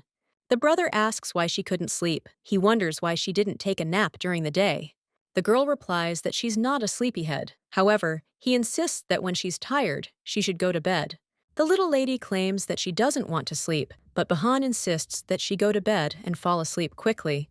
The boy says that he will be there until she falls asleep. Lottie suggests her brother lie down next to her instead of fetching a chair. And when she falls asleep, he can go away and lie down, which is much more comfortable than sleeping. However, Bihan doesn't understand how he can climb into someone's bed and asks about it. The little lady reports that she's climbed into his several times. Then she asks if he thinks she's weird. The young gentleman agrees with the girl and says that he will do it only once. Lottie says that if he wants her to fall asleep, then he will have to sing her a lullaby. When the main character fell asleep, she had a dream about a conversation between the maids, who said that the child had stayed in the mansion a little longer than they expected. The maids say among themselves that this is shameless, not even his own child, and so they wonder what the Duke is thinking about. The maid says that a baby has suddenly appeared, and frankly, this complicates everything a little. Hearing this, the main character thought it was just like her first day in the house, and then she wondered if she hadn't been alone in the mansion that day. The little mistress asks the maids what they're saying. They reply that they're telling the truth. They also claim that the Duke doesn't even have a lover. Therefore, there's no chance the child is of his blood. The maids report that it's hard for them to look at her, because being in this position all the time, and the answer is obvious, Frodium will soon miscarry her child. Hearing this, Lottie insists that her mother said he was her father, and she screams, asking how they can talk such nonsense. At this time, the girl opened her eyes and saw Joshua holding her by the shirt. The surprised boy asks what dream made her attack him. He wonders what kind of nightmares she has. Lotta Lucia apologized, then explained that this happens sometimes. She then asked when he arrived. Joshua explains that he waited alone for her to awaken. Then he reveals that the servant let him pass, because consistency in behavior is important. The little lady asks if she usually behaves well, and then replies that no one does. The girl became curious about what she had dreamed and tried to remember it, and she realized that the dream was about a day in her memories. The protagonist realizes that he is almost entirely different from her memories, and she often sees herself calmer. After all, in her dreams, she furiously grabs the servant's robe. Lottie realizes that, in any case, she was overwhelmed by emotions that made her furious, and she reflects on the fact that she did nothing wrong in her dream. The little lady thinks that this situation was enough to enrage her, and what she did was very predictable. It was as if her subconscious reminded her exactly how she should behave and how she behaved in her dream. The protagonist realizes that in the dream, she acted like an angry child, and she wonders if this could be seen as the easiest way to vent her anger on someone.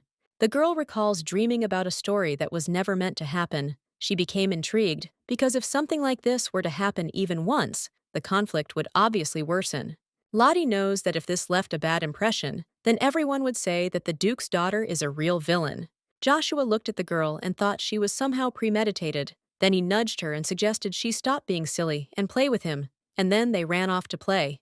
The little lady says he's late today. The boy explains that, thanks to someone, he has to practice fencing every day. The girl heard this and asked again. Then she said it would take a long time, and she didn't want to sit alone. Lottie wondered if it was because of her that the Marquis had increased his training. However, the boy insisted he was good at everything, and she had nothing to do with it. Joshua explains that the training has been increased because he is such an outstanding student. Hearing this, the lady asserts that this means he must know how to distribute his forces. The boy asks if she's being too sharp-tongued. Then he says he comes here every day, but she doesn't welcome him at all. The girl, surprised, says she's still not happy enough. He insists she could have greeted him more warmly.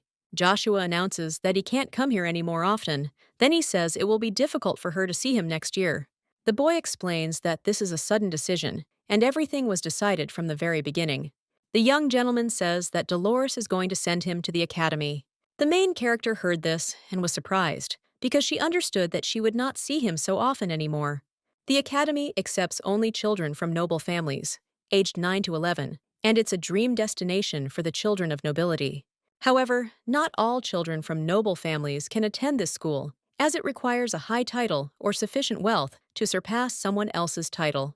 The academy also accepts children of nobles, who must have outstanding talent that goes beyond titles and wealth. The only son of the Marquis Cyrus, Joshua, and therefore studying at this academy is natural for him. The protagonist realizes that Cyrus is the same as in the novel, and although he visited her often, Joshua was given the main male role in the novel. Joshua will meet the heroine Dahlia at the academy, and everything will unfold according to the novel, and he will forget her, his friend, and act according to the novel.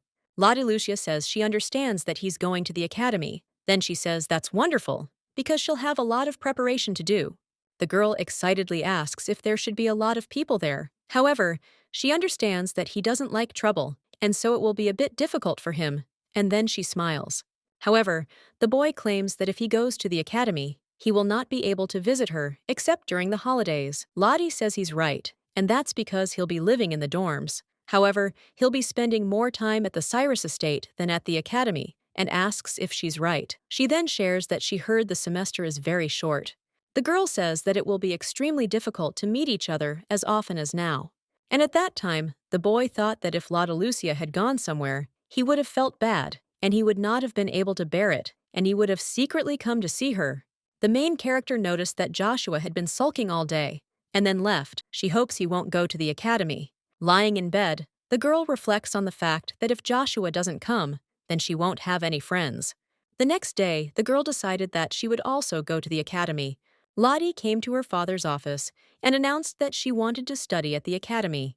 However, the Duke objects and says no. The girl asks why, and then says that she wants to go there. Damien says that if she goes there, she won't be able to get a quality education. Lottie says that there will be a lot of people there, and she will be able to meet many of them. The little lady looked at her dad and thought that he had never been so stubborn.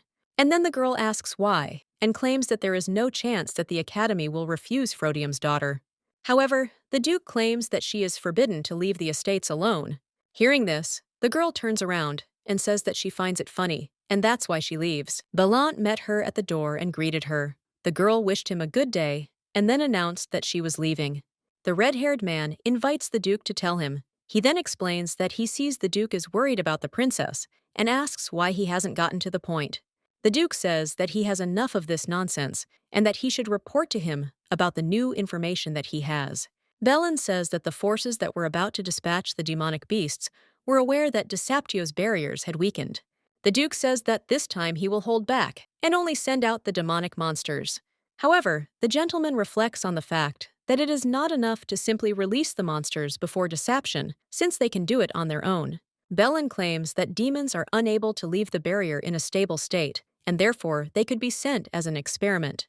Damien reports that the smallest ones had great potential, but none of their attempts were successful. Therefore, he suggests continuing to monitor every move. At this point, the Duke reflected on the fact that not only demons, but even magic itself could not penetrate the human world. He understood that these processes must be stopped, and for the sake of his daughter, he would not allow this. And when the teacher came, the little lady asked that if she was still not a student, then could she go to the academy? The Marquise replies that it will be difficult for the lady. Also, for safety reasons, entry is prohibited to strangers. The girl heard this and was surprised, but then said that she understood. However, the Marquise is interested in what made the young lady suddenly become so interested in the academy. Lotta Lucia explains that Joshua is going there, and she would like to go there and play with Joshua again, at least once. The little girl says that no one will help her in any way, since the entrance is closed to her. The teacher, surprised, asks if Joshua is going to the academy. Seeing the Marchioness's reaction, Lottie says he told her about it a couple of days ago. The Marquise says that Joshua has long decided to enter the academy because it guarantees a high level of education, and in this place, he will be able to meet different people. The teacher says Joshua said he wouldn't go there, and he flat out refused, and if he had to go to the academy for training, he would have achieved greater success here than there. The Marquise claims that if fencing training were to blame, he would have preferred to increase the load. The teacher says that for this reason, it is not in her power to force him to enter the academy. Hearing this, the little lady thought that this meant that Joshua would continue to play with her, and she didn't understand why he didn't tell her about it. Meanwhile, Bihan reflects on the fact that he'd be lying if he said he wasn't worried about anything. Even when the Marquis first introduced Joshua, he felt no insecurity. The boy thought it would be nice if Lottie had a friend, since she was alone in the mansion 24/7, and since Joshua was Lottie's friend, he was willing to get to know him. Bihan had hoped they would find common ground after a few meetings. He's also at a loss as to how to convey to his father that he's visiting their mansion too often.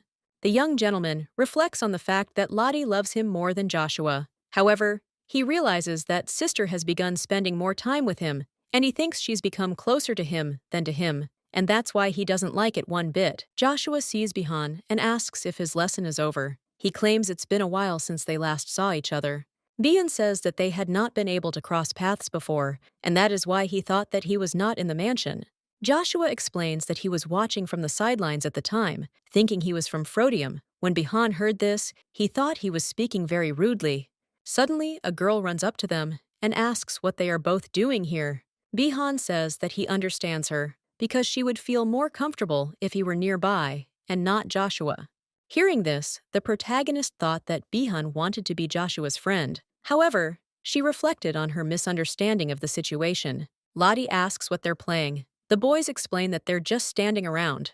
Then the girl asks what they're talking about. The boys reply that they're talking about nothing and say they're just waiting for her.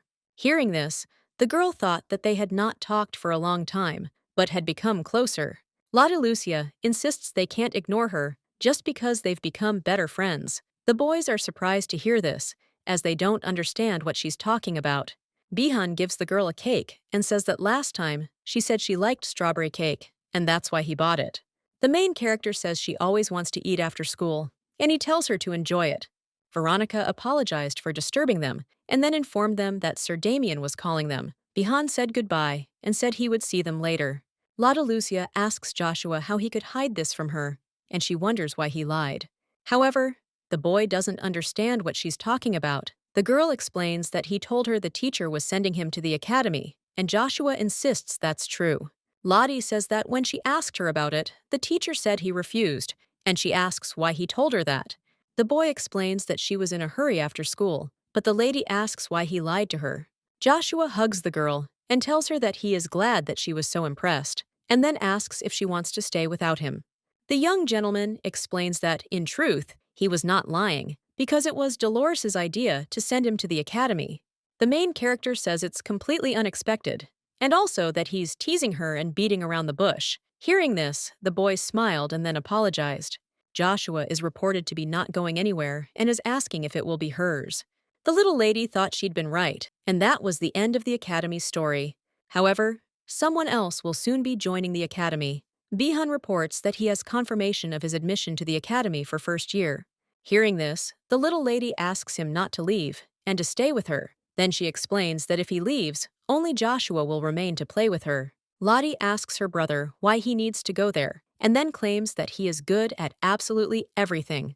The boy says it's very sweet that Lottie thinks of him. He explains that they can't know for sure, but perhaps in the future, Duke Frodium might want to establish contacts with people from the academy. Bihan explains that he is the heir to the throne, and therefore must become better and better. Lottie says that if she becomes Duke instead of him, then asks if he'll have to go anywhere. He replies that he has many more reasons to go, including, for example, to better serve her. The brother hugs his sister and tells her not to worry, because he will be back on vacation. The butler informs the Duke that the carriage is ready and they need to leave immediately. Lottie saw her dad in a beautiful outfit and asked where he was going, and then she answered that she knew because he was going to the palace. Damien looked at his daughter and then asked what was wrong with her eyes. He then suggested that maybe it was because she had been crying all evening. And Dad wonders if it was only because Bihan was leaving that she cried all night. The girl says she's just sad, but she's feeling better now. However, Damien claims that he doesn't think so, since her eyes are still pale. Lottie asks if he has to go to the palace. He replies that he has some business there. The girl asks if the emperor found out about his weak points. The Duke replies that if it were not for these deeds, then a man from the demon race like him would never have received the position of Duke.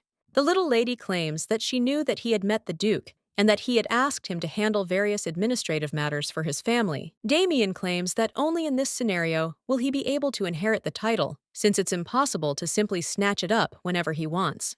The protagonist says she understands, since they can't get everything they want, and the Duke claims she's right, explaining that's why he struck up a deal with the Emperor in exchange for the title of Duke. The father explains that he swore to be loyal to the royal family. After all, the Frodium family has a long history, playing a huge role in governing the empire of their century. Damien says that, on the other hand, many years ago this place was a haven for demonic spawn, and if the Emperor reveals his identity and the information the Frodium family is hiding, it will be the end of them. The Duke asserts that what happened in the past remains the same. He also assumes that the people of the Empire will declare them enemies and begin to hate, despise, and shun them. The girl claims that Papa truly loves Frodium very much. He swore allegiance to the Emperor out of love for Frodium Xiao, and becoming a duke is tantamount to loving and exposing oneself to danger. The father says his daughter has been thinking a lot today, and then picks her up. He tells her that the Emperor didn't know he was still afraid of him. Damien says this can be considered good news because everyone thinks the humans in their demonic clan are bloodsuckers, lacking humanity. After all, that's how people imagine demons. However, the girl claims that the demons she knows do not look like this. The gentleman says that all these concealments are draining him, and if he had any more weaknesses, he would be doubly worried. And then he announces that he will be back soon. At this point, the main character realized that her father had left, meaning he wouldn't be able to play with her, so she decided to play ball with Bihan. Suddenly, the girl saw Veronica with Bihan and asked where the two of them were going, even though they were wearing suits. Veronica explains that she decided to prepare for Bihan's departure to the academy. Hearing this, Lottie says that she doesn't know what to buy, but asks to take her with her. When the main character arrived in the city, she thought it was her second time here, but the place was still just as mysterious to her. Then she asked her brother what they should buy first. Bihan replied that he needed textbooks and notebooks, but he'd have to try on the uniforms before buying them. The lady asked how long that would take. The boy looked at the list and said they'd have to buy everything today. Veronica announces that the first item is clothes and then suggests going shopping. Then she says they'll take turns buying the rest. When they entered the store, the saleswoman met them and asked if she guessed correctly that they had come for the baby's uniform. At this time, the main character thought that this place looked so familiar, and she remembered that she came here with her dad. The girl realized that all the clothes had changed since last time, and she couldn't try them all on. And when she looked at the fitting area, she thought it was the same place she'd gone with her father the last time, and it was the same place. Veronica turns to the young lady and says that she needs to tell the tailor something, and therefore she will return in a few minutes. Meanwhile, the saleswoman takes Bihan's measurements and informs him that they'll tailor the clothes specifically for him. It's much better for newly enrolled students to wear comfortable uniforms. The woman says that if the uniform is too loose, it will be uncomfortable and look unattractive. And anyway, after enlistment, everyone grows taller. Also, when enlistment time approaches, their store is overflowing with sons of noble families who wear long-sleeved uniforms. The saleswoman says that if she thinks about the young students wearing long-sleeved uniforms entering the academy, it brings her happiness. At this time, other girls saw Bihan in uniform and thought that he was very handsome, and it was as if he had come out of some kind of novel. The girls are pondering the fact that he's the same age as them and is probably also entering this semester. This means they'll be able to meet him at the academy. Hearing this conversation, the main character thought that her brother had an incredible appearance. Lottie reflects on the fact that when Bihan arrives at the academy, he'll receive a ton of recognition. She wants her brother to meet a good man. Also, since she can't go to the academy, she's worried about that. Bihan doesn't understand why girls are looking at him like that, and then a strange girl thinks he's bored. Then she asks if he's applying to the academy this year. Hearing this, the boy was surprised, and then asked how she knew about it. The girl explains that he is the same age as her, and all the people who come here every year at this time are preparing for admission. A blonde girl approaches a guy and asks what his name is, and then says that maybe they can meet at the initiation ceremony. The boy replies that his name is Bihan, and the girl says she hopes they'll be in the same class at the academy. However, he insists it's too early to talk about that, as they haven't enrolled in the academy yet. Meanwhile, the main character, watching him, couldn't understand why he was so cold, and she thought she needed to say something to him. Suddenly, the Marquis enters the shop and addresses Princess Frodium, saying that he is glad to meet her. Hearing this, the saleswoman thought that this girl was the daughter of the monster Duke, and the man asks if the Duke will come, since he will not be seen here. The girl explains that she came today with her brother to pick out his uniform. Then, screaming, she explains that she needs to go out and get some air, and then she thinks she can't stand being in this atmosphere any longer. When Lottie stepped outside, she saw a girl standing on one leg. It occurred to her that at that speed she might fall. Suddenly, the girl in the blue dress falls down, and the little lady offers to help her up. The silver-haired girl thanks the girl for helping her, and then calls her a good person. Lottie looks at the girl and thinks she's like her mother when she was little. Her hair and eye color are identical. However, there's one difference. Her mother's features aren't quite as cold. The main character remembers that when her mother smiles, she feels warm, like in summer. Lottie asks the girl if she's hurt. The girl replies that she's fine. Then she asks why she's looking at her like that. And at that moment, the main character thought about how her mother had such special expressions, but this girl doesn't have them. Then she says she's lucky because she wasn't hurt.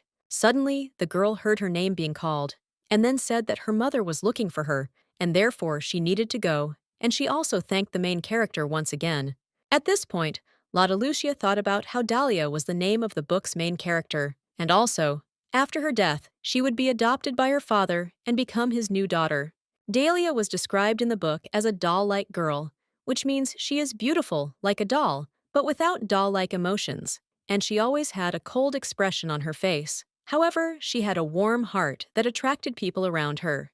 Before being adopted into the family, Dahlia always had a close relationship with Frodium, and according to the book, her father knew this, and on the day she died of illness, her father approached Dahlia and offered to marry her. Damien turns to the girl with blonde hair and says that he needs an heir to continue the family line, and for her this is a wonderful offer. The protagonist realizes that for Dahlia, this was truly an incredible offer. After all, the opportunity in life, given to the daughter of a poor family by a viscount, could have made her a princess of the viscount family. The silver-haired girl turns to the Duke and says that she is very sorry, but it is too much of an offer for her, and then declines it. However, the Viscount Lopez family returned Dahlia to the Duke's estate.